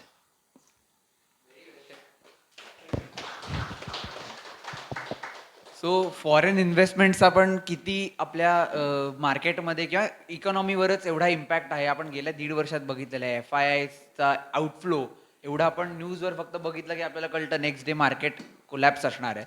सो हे ग्लोबल रिलेशन्स पण आपल्या इंडियासाठी किती मॅटर करतात ह्याच्यासाठी 2 सॉलिड न्यूज आपल्याला ह्या गेल्या महिन्यात मिळालेल्या आहेत. ते म्हणजे इंडिया EU डील आणि इंडिया US डीलच्या. सो युरोप डील सोबत युरोप डीलबद्दल इंडिया युरोप डीलबद्दल बोलताना आपल्याला त्याला मदर ऑफ ऑल डील्स म्हणतात. कारण 20 वर्षांपासून त्याचे फक्त टॉक्स चालू आहेत. आपले पण गव्हर्नमेंट बदलले. EU स्वतः मोठं एवढं नेशन आहे, त्याच्यात बरेच देश आहेत. सो हा एवढा मोठा ट्रेड इम्पॅक्ट काय आहे? ही डील एवढी आपल्यासाठी इम्पॉर्टंट का आहे? त्याच्यात काही सेक्टर्स असतील त्याचा पॉझिटिव्ह इम्पॅक्ट असेल, कुठेतरी नेगेटिव्ह इम्पॅक्ट पण असू शकतो. So I would like to ask Hardik sir की what are the sectors that are affected by the EU deal and positive as well as negative, right? So I guess only 2 sectors which are I am feeling it is very negative and not very negative but I say it is good for all of us. पहले तो alcohol जो है ठीक है alcohol is a sector where actually it is going to create an impact but there is another news that Gen Z is not consuming alcohol because they are becoming health conscious. This is Gen Zs are not consuming alcohol. So वो एक sector है जहाँ पे थोड़ा impact आ सकता है alcohol companies को because अगर आपने कुछ टाइम पहले देखा होगा तो alcohol stocks are falling right. तो उसके 2 रीजंस है. दूसरा आता है ऑटोमोबाइल्स. ऑटोमोबाइल्स में जो प्रीमियम सेगमेंट की गाड़ी है विच इज़ अबाउ 40 lakhs तो वहाँ पे यूरोपियन गाड़ी का जो प्राइस है वो 20% से अप्रॉक्सीमेटली कम हो जाएगा. तो ये जो प्रीमियम क्राउड है जो मर्सिडीज BMW ऑडी ये सारी गाड़ियाँ चलाता है ठीक है उनके लिए अच्छी चीज़ है बिकॉज अभी उनके लिए प्रीमियम गाड़ी सस्ती हो जाएगी. बट एक्चुअली अगर मैं देखने जाऊँ तो इंडिया का खाली 7% पॉपुलेशन है जो ये एक्चुअली ये गाड़ी खरीद के चला रहा है ठीक है. Apart from it there is 93% of population which is much more incline towards Maruti Suzuki than Hyundai. अभी तो Kia is also more in to demand. People are buying more of Kia right which is a sister concern of Hyundai. So idea बहुत simple है. अगर कोई खरीदता है तो India पे जो इम्पैक्ट आएगा which is not very immediate but on gradual basis because आए दिन हर कोई मर्सिडीज नहीं खरीदता जस्ट बिकॉज वो गाड़ी का प्राइस 20% से कम हो गया है right. It is going to happen as and when कि वो गाड़ी डेप्रिशिएट करेगी फिर there is a need for new car to bye.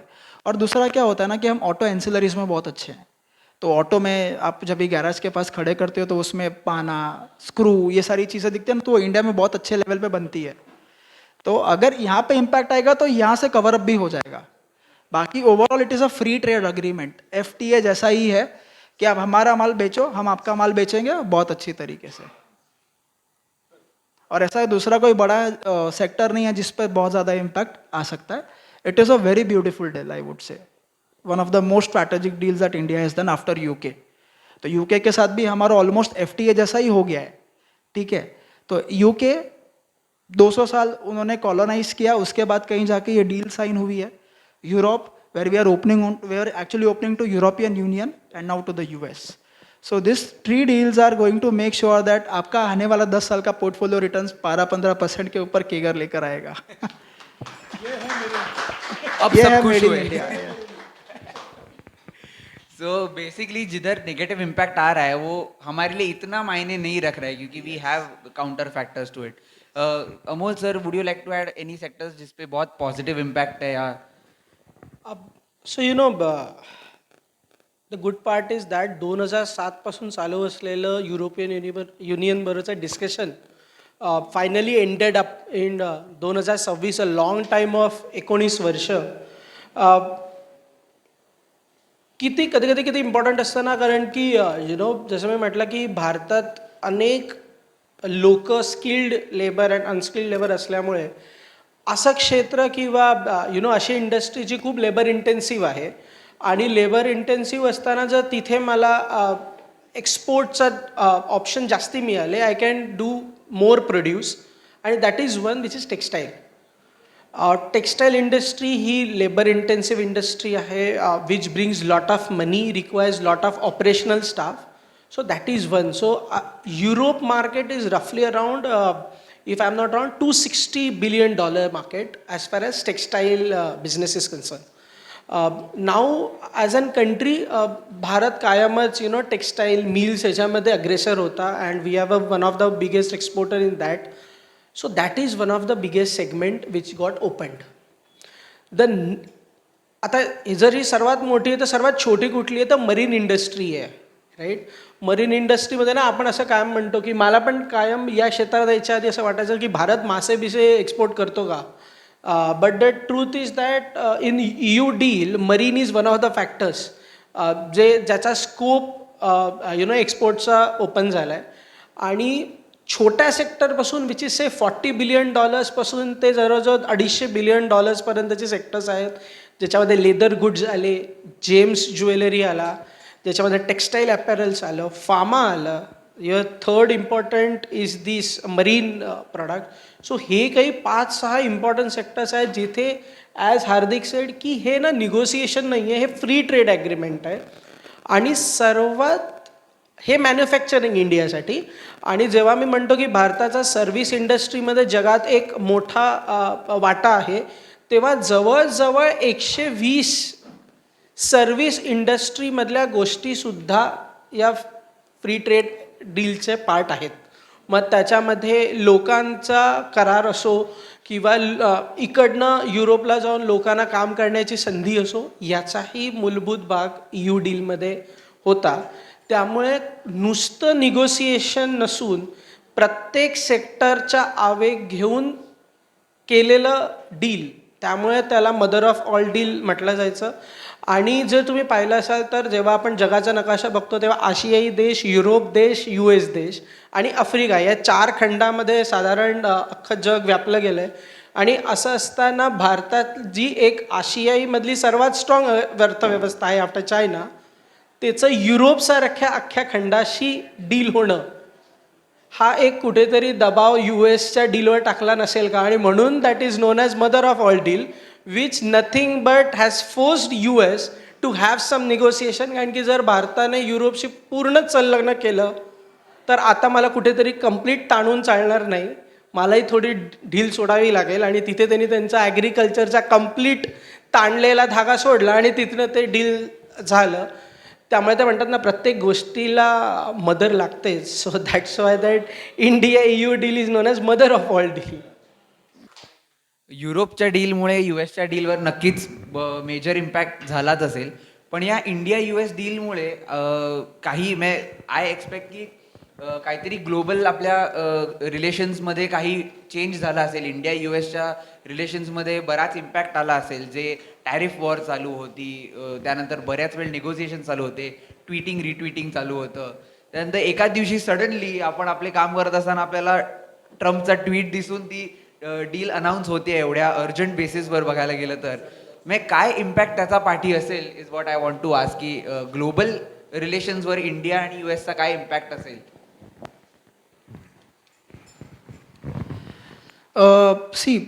हम अगर आज 2026 में बैठे हैं आज, ठीक है, 2050 तक we are expecting that India's economy should at least go towards $8 to 9 trillion.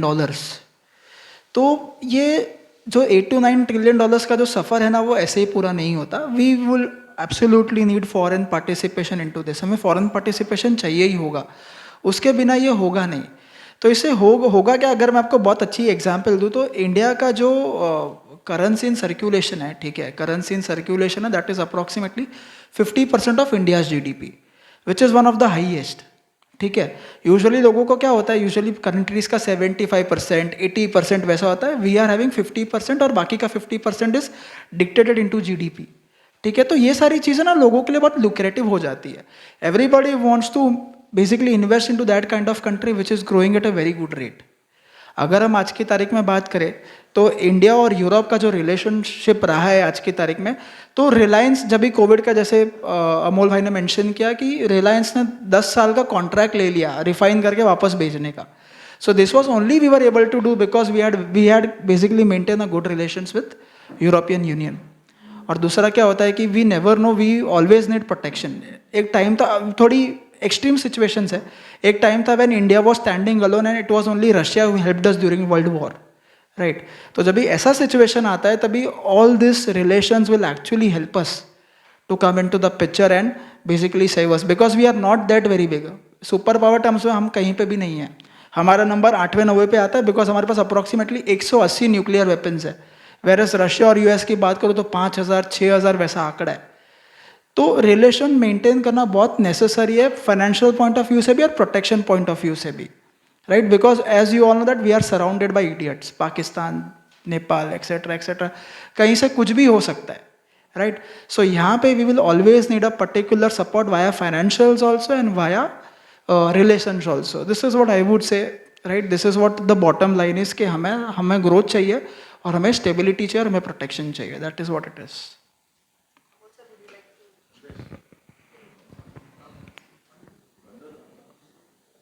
मी ना कायमच म्हणतो दॅट हिंदू आणि भारतीय लोकांचं संबंध सांभाळण्याचं skill is to next level. आपण भांडण करायला कधीच जात नाही, राईट? कधी कधी मला असं वाटतं आपल्याला एक्स्ट्रीम भांडण करताही येत नाही. लास्ट 10 वर्षाच्या काळामध्ये पाहिलं तर जो आपल्याला विचारतो तुमचं मत काय, आम्ही म्हणतो तू बरोबर. मग ज्याच्या विरुद्ध लढतोय तो आला तर म्हणतो नाही तू बरोबर. याचं कारण असं आहे की जरी माझं इथे होणारं मॅन्युफॅक्चरिंग हे माझ्या कन्झम्पशनसाठी,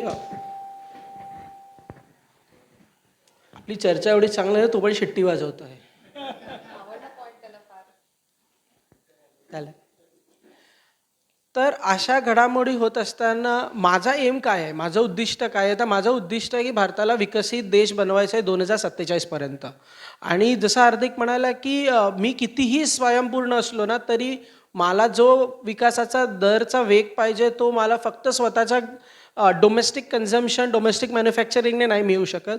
आणि जोपर्यंत मी दुसऱ्या कंट्रींची साथ देत नाही तोपर्यंत ती होऊ शकत नाही. मग अशा असताना मला सगळ्या कंट्रीना बरोबर घेऊन चालायचं आहे. त्यामुळे आम्ही युक्रेनच्या प्राईम मिनिस्टरलाही फोन करतो आणि त्याला सांगतो लढू नको. आम्ही पुतीनलाही फोन करतो, आम्ही म्हणतो this is not a right time to fight. आणि असं असताना आम्ही रशियाकडनं ऑइल पण खरेदी करतो जिथनं त्यांना पैसा मिळेल, right? So the thing is that is basically what we call as a diplomacy, right?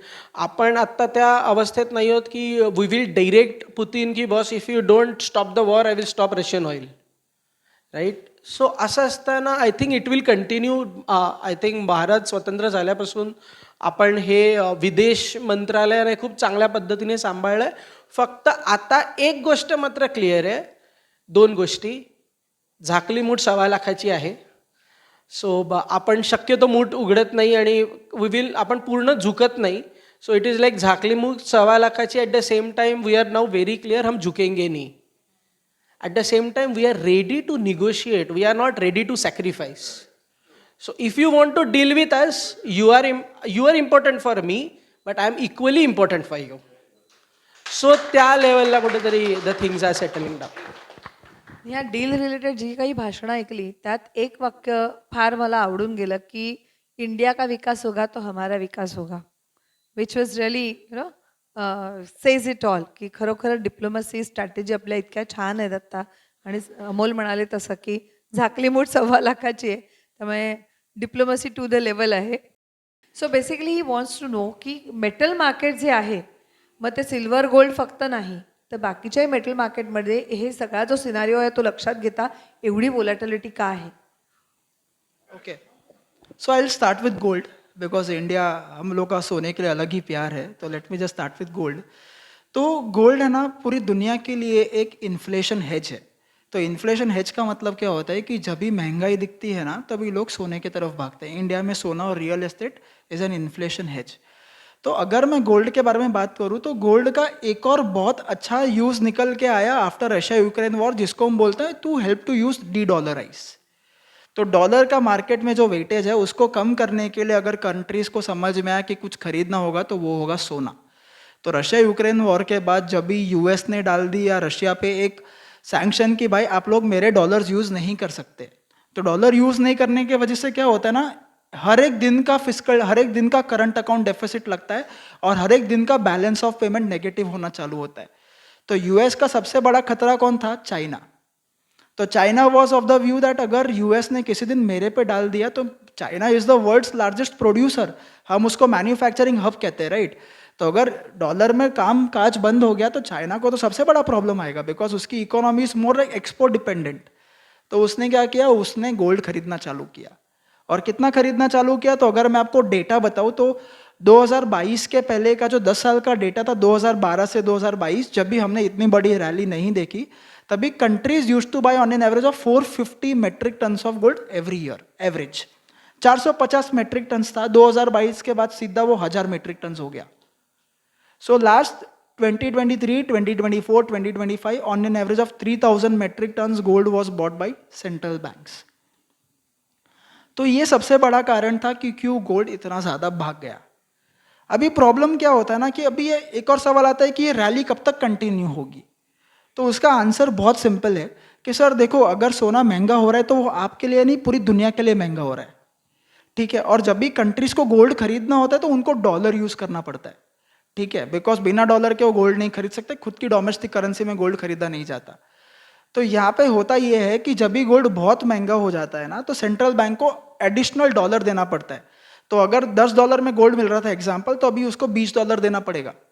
तो इससे होता क्या है कि उसके डॉलर रिजर्व्स कम हो जाते हैं, और डॉलर रिजर्व्स कम होने की वजह से क्या होता है कि उसकी खुद की करेंसी डॉलर के सामने बहुत फीकी पड़ना स्टार्ट हो जाती है। तो एक टाइम ऐसा आया, तो अगर मैं आपको डेटा दूँ तो 3 साल में 1000 मेट्रिक टन खरीदा, 2025 में सिर्फ 750 मेट्रिक टन खरीदा, क्योंकि अभी उनको भी महंगा पड़ रहा है। ये साल मोस्ट प्रोबेबली जनवरी में अगर मैं डेटा देखूं तो इतना कुछ बड़ा बाइंग हुआ नहीं है सेंट्रल बैंक की तरफ से। तो एक चीज़ तो समझ में आ गई कि सेंट्रल बैंक ने गोल्ड लेना कम कर दिया है, विच इज़ बाई -13%। बट होता क्या है कि एक साल में गोल्ड का रिटर्न इतना देखा तो डोमेस्टिक इन्वेस्टर्स हो गए पागल। अगर मैं आपको एग्जाम्पल दूँ तो ये धनतेरस में लोगों ने 14 कैरेट का भी गोल्ड खरीदा है, 14 कैरेट का लोगों ने गोल्ड खरीदा है, because they cannot afford 22 carats का और 18 कैरेट का गोल्ड। अगले साल अगर वापस यही प्राइस रहा तो 14 कैरेट का भी मेरे को नहीं लगता है कोई खरीदेगा, फिर 10 कैरेट का बाहर आएगा। गोल्ड प्लेटेड, हाँ, वो काजू कतरी पे होता है ना, वैसा गोल्ड प्लेटेड होगा खाली। तो एक टाइम तो एक चीज़ तो समझ में आ गया कि सेंट्रल बैंक्स को भी महंगा पड़ रहा है गोल्ड, राइट।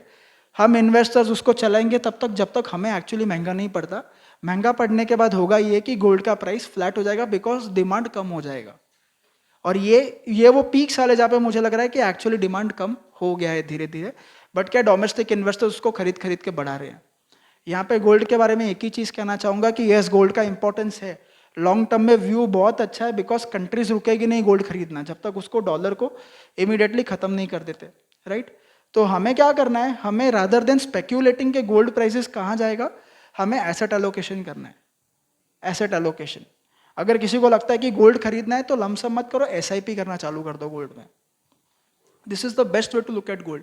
गिरा तो भी फायदा, चढ़ा तो भी फायदा। This is what gold can be looked at. Second is silver, चांदी। चांदी चांदी चांदी चांदी हो रही है हर जगह पे। सो अगर मैं चांदी की बात करूँ तो एक्चुअली ना चांदी के साथ एक बहुत फैंसी वर्ड यूज होता है, इंडस्ट्रियल डिमांड। तो आपको क्या लगता है ये इंडस्ट्रियल डिमांड अभी अभी चालू हुई है? Answer is no. तो चांदी में industrial demand started from 1995, so it was the year I was born. तो वहीं से चांदी का डिमांड चालू है फॉर इंडस्ट्रियल्स। लेकिन क्या हुआ है पिछले 5 साल में लोगों के नज़र में ये वर्ड बहुत फैंसी तरीके से आ गया है कि इंडस्ट्रियल डिमांड है चाहिए सिल्वर का। और इससे होता क्या है कि जब भी लोगों के सामने आता है सेंटिमेंट्स हो जाते हैं बहुत ज़्यादा पॉजिटिव। लोगों ने चांदी इतना ज़्यादा खरीद लिया कि चांदी का जो प्राइस लेवल दिख रहा हो वो है। क्या चांदी का कोई खान है? Answer is no. सोने की खदान होती है, चांदी की कोई खदान नहीं होती। चांदी कहाँ से निकलता है? चांदी जब भी आप जिंक को निकालते हो तो जिंक का बाई प्रोडक्ट होता है चांदी। तो क्या चांदी का सप्लाई इतना ज़्यादा है? Answer is no. डिमांड बहुत ज़्यादा है, डिमांड 1970 से ज़्यादा है, डेफिसिट 1970 से चल रहा है, बट लोगों को पता अभी अभी चला है। अभी सिल्वर कहाँ जाके रुकेगा? देखिए सर, इसका आंसर तो बड़े से बड़े फंड मैनेजर के पास भी नहीं है। लोगों को लग रहा था $50 टच करने के बाद शायद चांदी नीचे आ जाएगा, लेकिन वो पहुंच गया 92, और 92 से करेक्ट होकर वापस 90 पे आया। क्या अभी ये लेवल पे आपको चांदी खरीदना चाहिए? मेरे हिसाब से तो नहीं खरीदना चाहिए, बिकॉज अभी काफ़ी एक्सपेंसिव हो गया है। अभी ये लेवल पे होगा क्या कि जहाँ जहाँ पे चांदी यूज़ होता है ना, वो चीज़ें महंगी होना स्टार्ट हो जाएगी। बिकॉज अगर मैं आपको एग्जांपल दूं तो एक इलेक्ट्रिक गाड़ी में 80 किलो चांदी यूज़ होता है और 120 किलो कॉपर यूज़ होता है, राइट। तो यहाँ पे क्या होगा कि जो इलेक्ट्रिक गाड़ियाँ हैं वो महंगी हो जाएगी और उसका डिमांड कम होगा, और धीरे धीरे जो है सिल्वर के प्राइस कंसोलिडेट करना चालू करेंगे। तो यहाँ से अगर आपको सिल्वर खरीदना है, आपको लगता है कि सिल्वर और ऊपर जाएगा, SIP is the best option. SIP is one of the best options. और एक मेरा इसी लाइंस पे सवाल है कि in the last 1 year small cap mid cap को हैवी करेक्शन मिला है सबके पोर्टफोलियोज में. स्मॉल कैप मिड कैप तो फॉर श्योर नेगेटिव में है. सो अभी करेक्ट हुआ है तो is it a time to buy? Amol sir. I think yes. Today is little a right time to buy small and mid caps, but to looking into it, I think 100% lump sum is not an option, predominantly in small and mid cap. कारण की याची ना volatility is very high. Any investors who buys an asset class अशी volatility जास्ती आहे. Nothing goes up and down beyond the blood pressure. Every day when you will look to your portfolio, small cap is down by 4%. By 400 mg या 40 mg BP की गोली की power ही बढ़ जाएगी. So I have always seen की for any, because ना इंडियामध्ये कोणीही रिस्कचे इश्केवाला इन्व्हेस्टर नसतं. जेव्हा चांदी 4 लाख रुपये होती लोकांना वाटत होतं तर 8 लाख होईल. जशी ती 2,60,000 झाली तसं लोकांना वाटलं नाही आताही पुन्हा 2 लाख होईल. तर इंडियन इन्व्हेस्टरचा मूड हा काल मार्केट काय होतं त्याच्यावर डिसाईड असतो. त्यामुळे स्मॉल कॅपसाठी best way to invest is through a funds like flexi cap और अ मल्टी कॅप, जिथे एक फंड मॅनेजरला mandated to keep certain percentage in a small cap. त्याच्यामधनं 2 गोष्टी होतात. एक तर तुम्हाला टेन्शन घ्यायची गरज नाही की स्मॉल कॅपमध्ये तो काय घेतोय विकतोय. इन फ्लेक्सी कॅप जर व्हॅल्युएशन खूप अट्रॅक्टिव्ह झालं fund manager can buy higher portion in the category, can make profit. And if जर मला स्मॉल कॅप फंडच डायरेक्ट इन्व्हेस्ट करायचा, I think SIP is a best option. दोनच कारण SIP ॲप्रिशिएट्स व्हॉलेटॅलिटी. जेवढे वर खाली होईल is very good for rupee cost averaging. So small cap is one of the best category for SIPs. Same mid cap. Mid cap मला थोडंसं नाही आवडत. कारण की मी नेहमी म्हणतो मिड कॅप ना मध्यमवर्गीय माणसासारखं आहे. आपल्याकडे जी कामवाली येते तिला हवं असतं आपण सॅलरी वाढवावी आणि गव्हर्नमेंटला हवं असतं आपण टॅक्स भरावा. सो मिड कॅपकडनं पण तसंच असतं की एक्सपेक्टेशन आहे की अर्निंग ग्रोथ 30% वाढावी आणि मात्र व्हॅल्युएशन देताना थोडं ना धड स्मॉल कॅपचा हायर PE देऊ शकतो ना लार्ज कॅपचा PE देऊ शकतो. त्यामुळे मिड कॅपची थोडी कुचंबना होते. त्याच्यात बिचारे 150 स्टॉक्स राहिलेत बिकॉज सेबीने मॅन्डेट केल्यामुळे.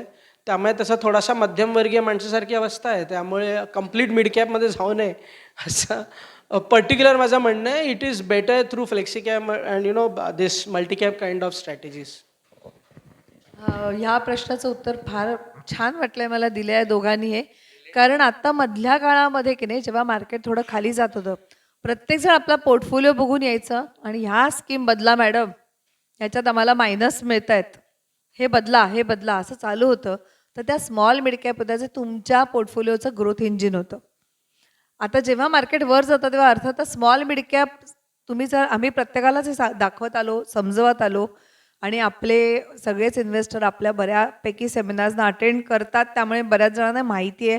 प्रत्येकाचं बसून आपण मिक्स डिस्कस केले प्रत्येकाबरोबर. त्यामुळे तुम्हाला साधारण अंदाज आहे की या ज्या स्कीम आपण दिलेल्या आहेत त्याचे आपण 5 वर्षाचे जे रिटर्न्स पाहिलेत ते नक्कीच चांगले होते. 3 वर्ष 5 वर्ष असे बघूनच आपण दिलेले आहेत. बेस्ट परफॉर्मिंग स्कीमच त्यातल्या दिलेल्या आहेत. मात्र आत्ता मार्केट खाली होतं त्यामुळे तुम्हाला म्हणजे मार्केटनेच तुम्हाला काही दिलेलं नव्हतं स्मॉल मिड कॅपमध्ये. त्यामुळे त्याचे तुम्हाला कुठेतरी निगेटिव्ह दिसायला लागलेले. आणि मग प्रत्येकाचे फोन आहे मॅडम जरा बघा आमच्या पोर्टफोलिओकडे मायनस दिसतंय. ही थोडंसं एक चलबिचल सगळ्यांमध्ये आली होती. पण मला वाटतं हे अतिशय उत्तम उदाहरण आहे की मिड कॅप हा मिडल क्लास माणसासारखा असतो. त्याची कुचंबना खरोखरच जाणवते जे प्रत्येकाच्या पोर्टफोलिओमध्ये. पण तो आणि स्मॉल कॅप मिळूनच तुम्हाला एक ग्रोथ इंजिन असतं. सगळ्यांकडे फ्लेक्सी फोकस हे आहेतच ज्याच्यामध्ये ह्या स्ट्रॅटेजीज आहेत प्रत्येकाच्या पोर्टफोलिओमध्ये to take care of rebalancing this 3. Moving ahead मला आम्ही खरे प्रश्न जेव्हा बनवले तेव्हा एक सिक्वेन्स बनवलेला पण मला थोडा सिक्वेन्स मोडावासा वाटतोय की या सगळ्या पर्टिक्युलर व्होलॅटिलिटीमुळे येणारी जी इन्सिक्युरिटी होती प्रत्येकाच्या मनात आणि हे काय न्यूज रोज येत आहेत.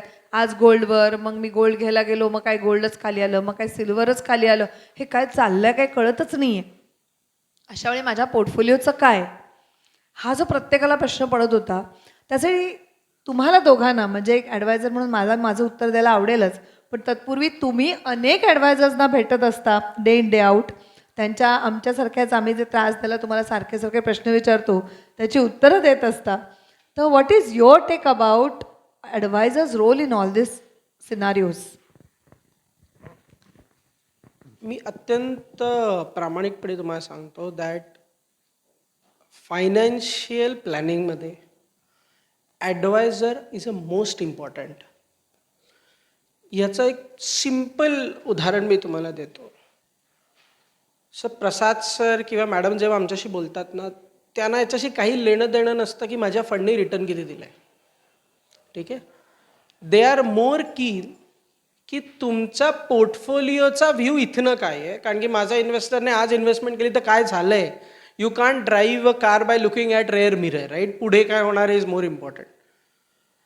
बाकी सगळे टूल, मग ते AI असो, ॲप्लिकेशन असो, न्यूजपेपर असो, अनेक ॲसेट मॅनेजमेंटची 1 पेजेस असो, राईट, सगळे हिस्टॉरिक परफॉर्मन्स दाखवले जातात, राईट.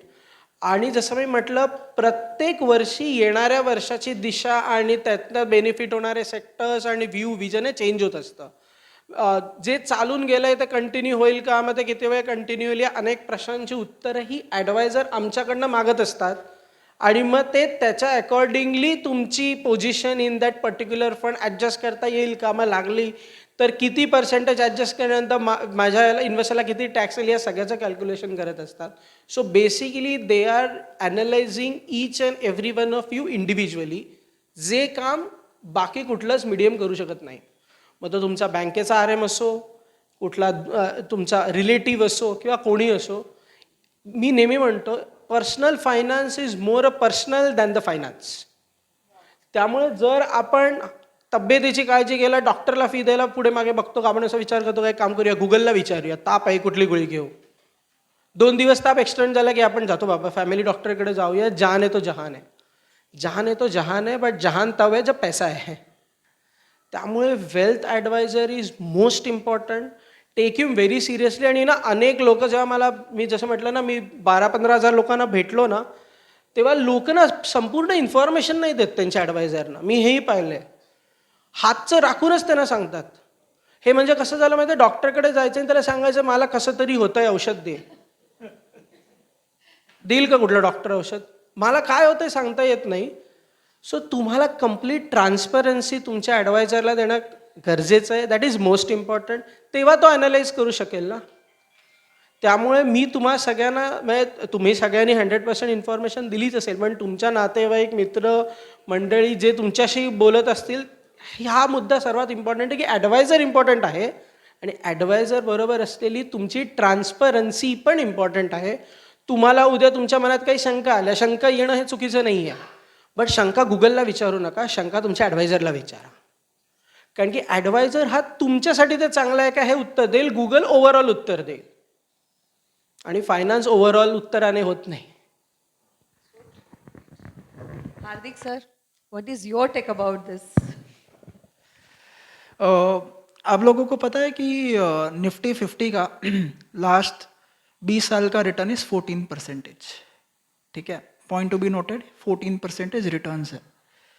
यहाँ पे 2 इन्वेस्टर्स का एक एनालिसिस किया गया कि 14% दिया है तो इन्वेस्टर को एक्चुअली कितना मिला है. एक था DIY investor, do it your self investor, और एक थे हम जिनके पास ऑलरेडी एक एक्सपर्ट एडवाइस था.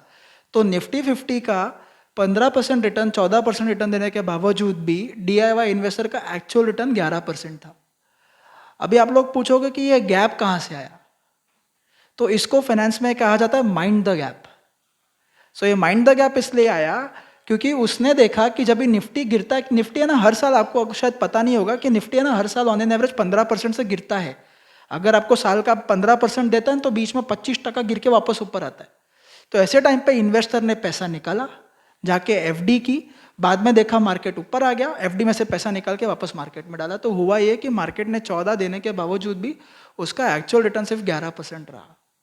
और वहीं पे दूसरे इन्वेस्टर थे, was very much in touch with advisor. तो एडवाइजर उनको हमेशा रिकमेंड करता था. जो एडवाइजर के टच में थे ना, कोविड वाले investors, they are making a lot of money, they have made extremely मनी।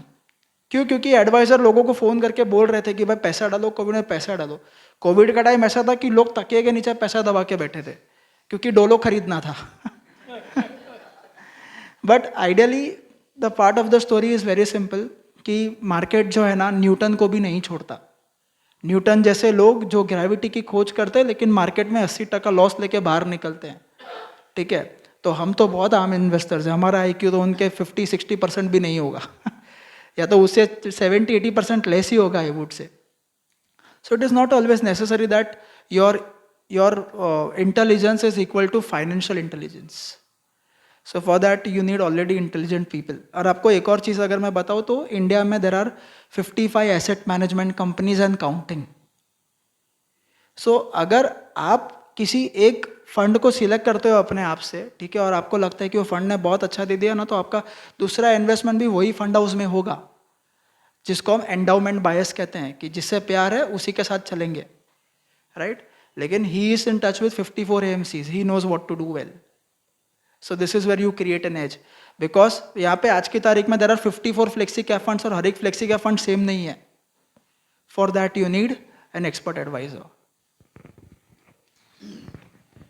इथे तर मी अजून एक फॅक्ट ॲड करतो की आपल्याकडे जेवढे शेअर्स आहेत त्याच्यापेक्षा जास्त म्युच्युअल फंड आहेत. म्हणजे त्याच्यामुळे नक्कीच कुठला म्युच्युअल फंड घ्यायचा, काय घ्यायचा हे ऑलवेज कन्फ्युजन असतं. किंवा जसं आत्तासुद्धा काही प्रश्न आले की गोल्ड सिल्वर घ्यायचं, स्मॉल कॅप मिड कॅप घ्यायचं, ॲडवायझर हवा आहे नको आहे. तर इथे मी तर एवढंच म्हणेन की आपल्याला आपलं वेल्थ वाढवण्याचा पर्पज काय आहे हे लक्षात ठेवलं पाहिजे. की मी एका क्लायंटला तेच सांगितलं की तू एका पॉईंटला रिटायर होतो आहेस, त्या रिटायरमेंटच्या वेळी समजा तुला 2 कोटी कॉर्पस हवा आहे, बरोबर? मग आता तो जर का तू डिसेंबर 26ला रिटायर होतो आहेस, 2 कोटी तुला कॉर्पस हवा आहे. So it is not necessary ना की तुला 2 कोटी रुपये 1 डिसेंबर 26ला हवेत. त्यातले तुला दर महिन्याला 1 लाख रुपयेच लागणार आहेत. सो असं तू जर का बघितलंस तर 3 वर्षाला तुला 36 लाख रुपये लागणार. तो फार तर फार तू कन्झर्वेटिव्ह असशील तर 36 लाख रुपये डेटला ठेव. इट इज नॉट नेसेसरी की मी 2 कोटी रुपये डेटला ठेवायला पाहिजे. सो त्याच पद्धतीने जर का तो रिटायर होणारा माणूससुद्धा जर का म्हणाला की अरे मी स्मॉल कॅप मिड कॅपमध्ये ठेवायचं नाही का, मी घाबरतोय. अरे पण जर का त्या 2 कोटीमधले तुला 30-40 लाख रुपये 5-7 वर्षांनी लागणार आहेत, मग ते तू स्मॉल कॅप मिड कॅपमध्ये पण ठेवू शकतोस. सो थोडक्यात म्हणजे काय की आपण ज्यावेळी वेल्थ ॲक्युम्युलेशन करतोय, वेल्थ कंपाऊंडिंग करतोय, त्यावेळी त्याचा पर्पज लक्षात ठेवला पाहिजे. आणि तो पर्पज प्रत्येकाचा वेगळा आहे. म्हणजे आपल्याकडे जे जे क्लायंट येतात त्याची प्रत्येकाची स्टोरी वेगळी असते, त्याच्या रिक्वायरमेंट वेगळ्या असतात, त्याची मेंटॅलिटी वेगळी असते. सो जसं सर म्हणाले तसं की कोविडच्या वेळीसुद्धा जे इन्व्हेस्टर स्टिकी राहिले त्यांनी आज रिटर्न जास्त कमवलेत. ते आज आत्ताच्या या 1.5 वर्षाच्या फॉलमध्ये सुद्धा घाबरलेले नाही आहेत. सर पण आजच्या जे- सेमिनारला त्यातले कोणी नाही, ह्यातच सगळं आपल्याला यश कळतंय त्यांच्या इन्व्हेस्टमेंटचं. सो हेच असतं की 5-7 वर्ष राहिल्यानंतर आपला पोर्टफोलिओ चांगला ॲक्युम्युलेट होतो, मग आपली सगळी भीती पण निघून गेलेली असते. मंडळी, हा प्रश्न विचारण्यामागचं उद्दिष्ट तुम्हाला सांगते की जेव्हा मार्केट डाऊनफॉल होता तेव्हा आपण काही व्हिडिओज पाठवलेले आणि लोकांना हे आपण सांगत होतो की ही ॲक्युम्युलेशन स्टेज आहे. आत्ता जर if you are holding back your funds and you are still thinking whether to invest or not, तर आपण त्यांना एनकरेज केलेलं की make best of this accumulation phase. कारण इंडियन फंडामेंटल्स किंवा मॅक्रो जे तुम्ही आत्ता ह्या दोघांकडून ऐकलीत story, they are so strong की पुढे जाणारा काळ हा नक्कीच तुम्हाला चांगलं कमवून देणार आहे. अनेकांच्या मनात त्यावेळी हा विचार आला की अरे क्या ॲडवायझर को फोन करते तो इन्वेस्ट करो इन्वेस्ट करो इन्वेस्ट करो ही बोलते रहता है, इतना मार्केट गिर रहा है. मार्केट चढायला लागल्यानंतर तुम्ही आम्हाला जर फोन केला आणि विचार आता करू का इन्व्हेस्ट, अर्थात कुठलीच वेळ चुकीची नसते कारण आपण लॉंग टर्मसाठी करत असतो. पण ज्यावेळी असे तुम्हाला काही सजेशन आमच्याकडनं येतात ना, त्यावेळी त्याचा जरा विचार सिरियसली करायला हरकत नसते. कारण अशी फेज प्रत्येक वेळी मिळतेच आपल्याला असं नाही. सो ह्या दृष्टीने प्रत्येकालाच स्टार्टिंग पॉईंटला बस पकडायची असते. ते प्रत्येक वेळेस जमतं असं नाही, एवढे मागे जाऊन आपण काही इन्व्हेस्ट करू शकत नाही. पण जेव्हा अशी मार्केटमध्ये सिच्युएशन तयार होते, ज्याला आम्ही ॲक्युम्युलेशन स्टेज म्हणतो, तेव्हा जरूर इन्व्हेस्ट करा. जसं अमोल सर म्हणाले किंवा हार्दिक सर म्हणाले त्याप्रमाणे ॲडवायझरसाठी आम्ही बऱ्याच विचारांती आणि बऱ्याच ब्रेनस्टॉर्मिंग नंतर आज तुम्हाला जी फाईल दिली आहे त्याची डेटाशीट आहे ती बनवली आहे. अनेकांना वाटतं एवढे प्रश्न सोड ग, माझ्याकडे आत्ता अमुक आहेत तेवढे घे आणि इन्व्हेस्ट कर. तर आपण तसं कधीच करत नाही. आपला मीटिंगमधला पहिला 15-20 मिनिटाचा काळ यातच जातो की डेटा शीट का भरायला हवी आहे. जसं सर म्हणाले की तुमचा गोल जर डिसाइडेड नसेल तर मरेमर एवढंच सेव्हिंग आणि इन्व्हेस्टमेंट करायचीच का. कधी कधी कमी पैसे इन्व्हेस्ट करून in the phases you can achieve your goals. Enjoy today हे सुद्धा आम्ही सांगतो. मग असं जर पॉसिबल असेल तर तो जर्नी प्लॅन करताना मला कुठे कुठे पैसे लागणार आहेत, माझे गोल्स काय आहेत आणि त्याप्रमाणे जे बाकीचे एलिमेंट्स आहेत त्यातून तुमचं रिस्क ॲपेटाईट काय आहे, फिनान्शियल मेंटॅलिटी काय आहे, ॲप्टिट्यूड काय आहे त्याचा, हे सगळं आम्हाला कळतं आणि त्यानुसार तुमचं प्रोफाईल, तुमचा पोर्टफोलिओचा मिक्स ठरतो. मग त्याच्यानंतर आमचा अभ्यास असतो की ज्याच्यासाठी तुम्हाला स्कीम सजेस्ट करतो आणि we are unbiased to any AMC. त्यामुळे आम्ही तुम्हाला देताना त्याच स्कीम देतो ज्या आमच्या दृष्टीने तुमच्यासाठी योग्य आहेत. त्यामुळे या सल्ल्यांवर सिरियसली विचार केला जावा ह्याचा एवढंच माझं एक तुम्हाला सगळ्यांना सांगणं असेल. दुसरं महत्त्वाचं म्हणजे जर कोणी गोल बेस्ड प्लॅनिंग केलं नसेल तर ते प्लीज करण्याची ही वेळ आहे. कारण आत्ता दोघांनी सांगितलं की the key for your success is asset allocation. ह्याबद्दल मला तुमच्या तिघांकडनं ऐकायला आवडेल की असेट अलोकेशन खरंच का की असते फॉर एनी सक्सेसफुल इन्वेस्टमेंट. अगर लास्ट 1 साल की बात करूँ तो मार्केट का रिटर्न्स था 0.5%. अगर मैं एसेट एलोकेशन की बात करूं, ठीक है, एसेट एलोकेशन की, तो लेट्स अज्यूम कि आप लोग ने आपके पोर्टफोलियो का लेट्स से 10% भी गोल्ड एंड सिल्वर में डाला था एज एसेट एलोकेशन. नॉट कि भाई गोल्ड भागने वाला है सिल्वर भागने वाला, नहीं, as a part of asset allocation. तो 10% अप्रिशिएटेड बाई 100%. Market return was 0.4%. तो वो 10 लाख रुपया था, उसका 20 लाख रुपया हो गया होता, ठीक है. और आपका जो मार्केट का जो बाकी, जैसे 1 करोड़ में 10% के हिसाब से 10 लाख, आपका 20 लाख हो गया होता, ठीक है, और बाकी का 80 लाख रुपया तो फ्लैट रहा होता, राइट. तो आपको जहाँ पे आपके पास 1 करोड़ रुपया था, वहाँ पे market even after delivering nothing your investment amount would be 1 crore 10 lakh rupees. So this is the power of asset allocation. क्योंकि क्या होता है ना कि मार्केट में there is a word which is known as correlation. Sorry if I am again using a jargon. So correlation actually means कि आपके portfolio में जो एसेट क्लास है या तो वो एक साथ भागते हैं या तो वो एक साथ नीचे गिरते हैं, तो उसका होता है पॉजिटिव कोरिलेशन. एक नीचे जाता है और एक ऊपर जाता है, उसको हम बोलते हैं नेगेटिव कोरिलेशन. तो एडवाइजर का हमेशा एक ही व्यू होता है कि आपके पोर्टफोलियो में एक नेगेटिव कोरिलेशन क्रिएट किया जाए ताकि अगर एक नीचे गिरे तो दूसरा ऊपर जाना चाहिए. This is what asset allocation actually means, that you never lose. Warren Buffett के लैंग्वेज में बोलूँ, never put all your eggs in one basket. और ये एक सिर्फ इक्विटी पे का लागू नहीं होता, ये पूरे एसेट क्लासेस पे भी लागू होता है. This is what asset allocation actually means. So as Hardik said, 3-4 broadly asset class आहेत इंडियामध्ये किंवा इन एनी फिनान्शियल इन्स्ट्रुमेंट. एक आहे तुमचा इक्विटी, एक आहे डेट, एक आहे कमोडिटी. कमोडिटीमध्ये 2 ॲसेट क्लास आहेत, एक आहे सिल्वर आहे आणि एक गोल्ड आहे. लास्ट 3 वर्षाचाच फक्त तुम्ही वेध घेतला तर तुम्हाला कळेल 2024 कॅलेंडर इयरमध्ये गोल्डने रिटर्न दिलं, 2025मध्ये सिल्वरने रिटर्न दिलं, 2022मध्ये इक्विटीने रिटर्न दिलं. नाव असं कधी होत नाही की सगळे ॲसेट क्लास सिमिलर रिटर्न देत आहेत. जेव्हा काहीच चालत नाही तेव्हा FDचा व्याजदर चालतो, राईट, त्याला आम्ही डेट म्हणतो. सो द थिंग इज, या तिन्हीचा ॲसेट क्लास तुमच्या इम्पॉर्टंट का आहे, कारण की ॲज अ राईटली सेट की जेव्हा 2च टाईममध्ये इक्विटी चांगलं नाही करत, एक म्हणजे अर्निंग चांगलं नाही, दुसरं म्हणजे काहीतरी जिओपॉलिटिकल टेन्शन आहे. जेव्हा जिओपॉलिटिकल टेन्शन आहे तेव्हा दुसरा त्याचा कॉझी गुड इम्पॅक्ट कशावर येतो, तो सोनं चांदीवर येतो. कारण की अख्ख्या जगामध्ये 2च ॲसेट क्लास लिक्विड मानले जातात ज्याची जागतिक व्हॅल्यू सेम आहे, तो म्हणजे एक म्हणजे डॉलर, दुसरा म्हणजे गोल्ड. गोल्ड तुम्ही इथनं इराणला घेऊन जा, इस्रायलला घेऊन जा, स्वित्झर्लंडला घेऊन जा, अमेरिकेत घेऊन जा, भाव सेम मिळतो, राईट. त्यामुळे मग जर इक्विटीला प्रॉब्लेम येणार आहे म्हटल्यानंतर सेफ हेवन, स्वर्गाचा ॲसेट क्लास म्हणजे मग गोल्ड चालतं. आणि त्यामुळे प्रत्येक ॲसेट क्लास तुमच्या पोर्टफोलिओमध्ये असला पाहिजे. आता हे जेव्हा मी म्हणतो ना तेव्हा अनेक लोक मला येऊन सांगतात, सर मला गोल्ड तेव्हा चांगलं वाटतं तेव्हा गोल्ड 1 लाख रुपये तोळा होतं, चांदी तेव्हा चांगली वाटते तेव्हा ती 4 लाख रुपये होते. त्यामुळे मी नेहमी म्हणतो, भारत ना ॲसेट क्लासच्या मागे नाही धावत, भारत चाललेल्या ॲसेट क्लासच्या मागे धावतो. आय एम व्हेरी शुअर जेव्हा आता 28-30 हजार निफ्टी होईल ना, लोकांमध्ये अत्यंत उत्साह येईल निफ्टीमध्ये इन्व्हेस्ट करण्याचा.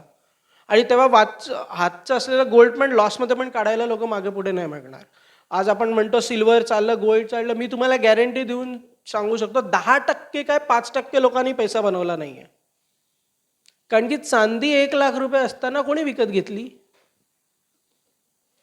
कारण की तेव्हा ना यूट्यूबर्स व्हिडिओ बनवत होते, ना इंस्टाग्राम वाले व्हिडिओ बनवत होते, ना कुठेही पेपराने छापून दिलं की गोल्ड आणि सिल्वर दोन्ही 1 लाख रुपयामध्येच मिळत आहेत.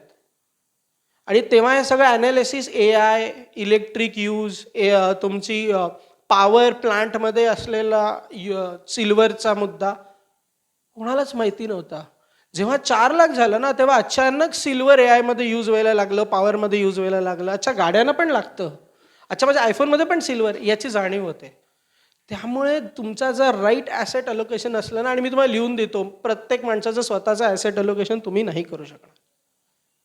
राईट टाईमची एंट्री एकही इन्व्हेस्टर करू शकत नाही. त्यामुळे ॲडवायझर आणि मग ॲडवायझर थ्रू ॲसेट अलोकेशन हा सर्वात ते म्हणतात ना समृद्धीचा महामार्ग आहे फायनान्सच्या, in a simple terms. Great. Thank you so much Amol sir, Hardik sir. या पर्टिक्युलर प्रश्नाचं अतिशय ॲप्ट आणि आपल्याला कळेल अशा शब्दात दिलेलं उत्तर. सर सध्या एक पुस्तक लिहित आहेत, प्रसाद सर, ज्याची मी आतुरतेने वाट बघते की पूर्ण होऊन आपण पब्लिश कधी करू ते. त्यात सगळ्यात महत्त्वाचा चॅप्टर जो मला आवडलेला तो म्हणजे गोल बेस्ड होता आणि असेट अलोकेशन होता. तर त्यासाठी खूप डिस्कशन झालं आमचं आणि तेव्हा सरांनी मला इनपुट्स दिले. त्याच्यातनं हे 6 बकेटचं टूल मी चोरलं आहे त्यांच्या पुस्तकातनं आधीच आणि ते तुमच्यापर्यंत पोचवलं आहे. पण त्याला त्यांची काही हरकत नाही आहे, कारण कुठेतरी आम्हाला हे पोचतं करणं फार गरजेचं वाटलं. की अनेकदा आपण ना एक अमाऊंट घेऊन येतो आणि सर म्हणाले तसं, अमोल सर म्हणाले तसं, जे चलती आहे त्याच्यात घाल, पण आता ते ऑलरेडी ओव्हर प्राईस्ड आहे. अर्थात त्यासाठी आपल्याकडे वेआउट आहेत, पण डेट आणि इक्विटी याचा बॅलन्स तुमच्या पोर्टफोलिओमध्ये कसा आहे तुमच्या गरजेप्रमाणे ते बघणं गरजेचं असतं. म्हणून ही सगळी टूल्स आता जी फाईलमध्ये आम्ही तुम्हाला दिलेत की डेटा शीट दिसताना, अरे किती प्रश्न आहेत यार, काय काय लिहायचं आहे ह्याच्यात, एवढे टाका आणि मोकळे व्हा, असा जो एक संकुचित आपण पटकन विचार करतो आपल्या हार्ड अर्न मनीसाठी, तर कुठेतरी आम्ही इन्सिस्ट करतो की नाही डेटाशीट भरा. त्यातून आम्हाला ह्या बऱ्याच गोष्टी कळतात आणि मग ह्या 6 बकेटिंग असेट अलोकेशनकडे आपली वाटचाल सुरू होते आणि ती सक्सेसफुल होतेही.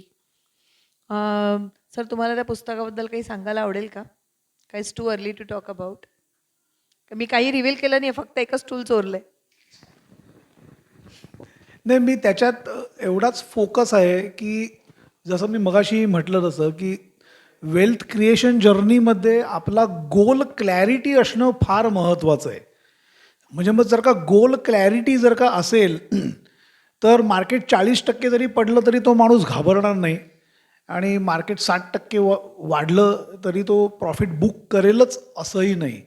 म्हणजे जर का क्लॅरिटी असेल की बाबा मला 2 वर्षांनी मला पैसे हवेत, मला पैसे इतके हवेत, म्हणजे नुसतंच मला माझ्या पुढच्या जनरेशनला प्रचंड संपत्ती द्यायची, that is not a goal clarity. मला 50 कोटी द्यायचे आहेत का 100 कोटी द्यायचे आहेत, 35 वर्षानंतर द्यायचे आहेत का 25 वर्षानंतर द्यायचे आहेत, हे अशा सगळ्या गोल क्लॅरिटी डिफाईन असणं फार महत्त्वाचं आहे. So that is rather driving force behind this wealth creation. हे त्या पुस्तकाचं पर्पज आहे. आज आपल्याकडे जे 1200+ क्लायंट्स आहेत त्यांच्या अनेक केस स्टडीज अशा पद्धतीने आपण डिस्कस केले आहेत की ज्यातून बरेच इन्साइटफुल थॉट्स आपल्याला मिळणार आहेत. ते वाचल्यानंतर कोणाचे इन्व्हेस्टमेंट्सच्या बाबतीत डोंट्स जे असतात ना ते फार क्लिअर होतील की मी काय करायला नको आहे हे ते पुस्तक वाचून नक्कीच कळेल. त्यामुळे मी पण वाट बघते सरांनी ते पूर्ण करण्यासाठी. मोस्ट इम्पॉर्टंटली आमच्याकडे येऊन सगळे असं, अरे आता तर काय गोल्डच्या प्राईस एवढ्या वाढल्या, आता कधी घ्यायचं गोल्ड. पण गंमत अशी आहे ना, आपण बसल्या बसल्या करोडपती झालो आणि जेव्हा मार्केट खाली आलं तेव्हा आपले करोड कमी पण झाले. किती जणांनी आपण ते प्रॉफिट बुक केलं. आपण गोल्डकडे ना फार इमोशनल सेंटिमेंट्स असल्या कारणाने गोल्डकडे इन्व्हेस्टमेंट म्हणून पाहण्याचा दृष्टिकोन थोडा कमी आहे अजून इंडियन्समध्ये. म्हणजे आपण गोल्ड बाय पण केलं असेल लोकांचं ऐकून, पण कधीतरी आपण प्रॉफिट बुक केलं का की आत्ता जोरदार आहे, माझा गोल आहे, let me just sell it off, take money, enjoy. म्हणजे मला एकाने येऊन सांगितलं काय हो सिल्वर खाली पडलं, पण तुम्हाला काय फरक पडला, तुमच्याकडे मल्टी एसेट आहे, तुम्ही कमवलेत. पण तुमच्याकडे असलेल्या सिल्वरचं तुम्ही काही केलं का? घरी बसल्या बसल्या करोडपती झालेलात तुम्ही. पण जर तुमच्याकडे गोल क्लॅरिटी असेल आणि तुम्हाला क्लिअर असेट अलोकेशन माहिती असेल तुमचं, तर तुम्ही तेही डेअरिंग कराल. आपल्या ह्या बजेटमध्ये युनियनच्या बजेटमध्ये how much percentage of international and how much percentage of domestic factors influence the budget, our budget? For example, crude oil, which is the international factor basically. How much, because it's a fundamental thing actually, it is one of the pillar of our economy.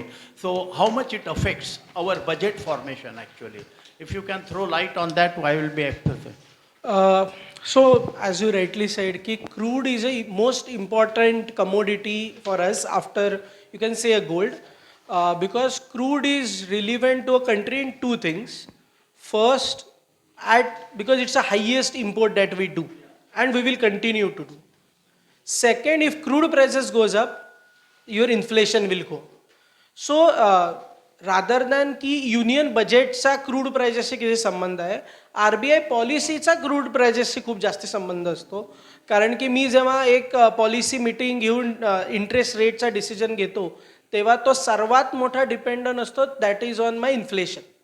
की माझी महागाईचा दर माझ्या target सेगमेंटच्या वरती जाणार आहे का कमी जाणार आहे. जर वरती जाणार असेल तर मग मला रेट कट करून आज चालेल, नाही चालणार, multiple thing, right. So RBI governor and monetary policy committee is more relevant की क्रूड प्राइसेस देशात काय चालू आहेत किंवा इंटरनॅशनली काय चालू आहेत आणि त्याचा माझ्या ओव्हरऑल महागाईवर किती इम्पॅक्ट होणार आहे.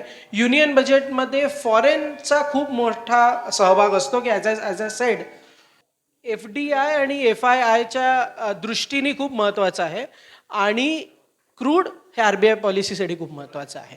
बट डेफिनेटली फॉरेन इन्व्हेस्टर्स आणि फॉरेन गुंतवणुकीचा खूप जास्त संबंध आहे बजेटवर, कारण की ते देशाचं आहे.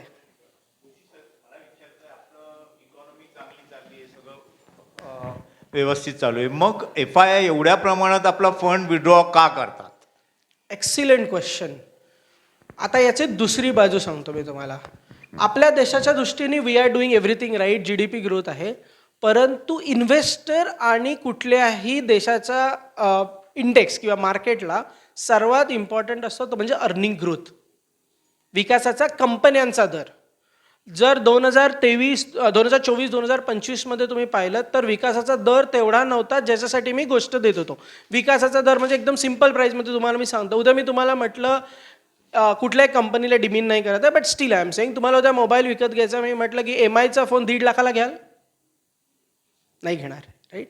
ॲपलचा प्रो मॅक्स 1.5 लाखाला घ्याल, आन्सर इज येस. का? You think Apple phone is worth buying at 1.5 lakh. Same way जेव्हा कुठल्याही कंपन्यांना, जसं हार्दिकही म्हणाला की देशाचा रेटिंग BBB- आहे, असं असताना कंपन्या घेताना त्या व्हॅल्युएशनला सही आहेत का नाही आहेत. आणि जेव्हा US इकॉनॉमीमध्ये मला 4.25% रिस्क फ्री रेट आहे, तेव्हा FII तिकडे गेले. आज आपण सगळ्या इकॉनॉमीमध्ये you can say under performed economy आहोत. आणि जेव्हा GDPचा रेट सही आहे, इन्फ्लेशन बरोबर आहे, अर्निंग ग्रोथ आत्ता ज्या डिसेंबरमध्ये डिक्लेअर झाली ती 7 क्वार्टर्स नंतर झालेली अर्निंग ग्रोथ आहे. त्यामुळे आता नुसता देश नाही, कंपन्यांची अर्निंग ग्रोथ होते. So you will find FIIs coming back. काल 1,500 करोडचे नेट बायर्स होते by the way FII. With a big apologies आपण या दोघांनाही एक छोटंसं टोकन ऑफ लव्ह, ही गजलक्ष्मी आम्ही त्यांना देतोय. यांच्या मार्गे आपल्याकडे संपत्ती येवो, ही एक हिडन इच्छा आहे त्याच्या मागे. Thank you so much Amol sir. मी खरंच फॉर्मली थँक्यू म्हणत नाही, अगदी मनापासून म्हणते की आत्ता सध्या ती दोघंजणं प्रचंड डिमांडमध्ये असलेली व्यक्तिमत्व आहेत आणि आज त्यांनी वेळात वेळ काढून आपल्याकडे येऊन आपल्या सगळ्या शंका दूर केल्यात आणि आपल्याला समजेल अशा भाषेत सगळं एक्सप्लेन केलं. So thank you so much Amol sir. Hardik sir thank you so much. Last moment हम अप्रोच हुए इन्हें और they still agreed to come. It's a very very big thing to us and to our investors. Thank you so much.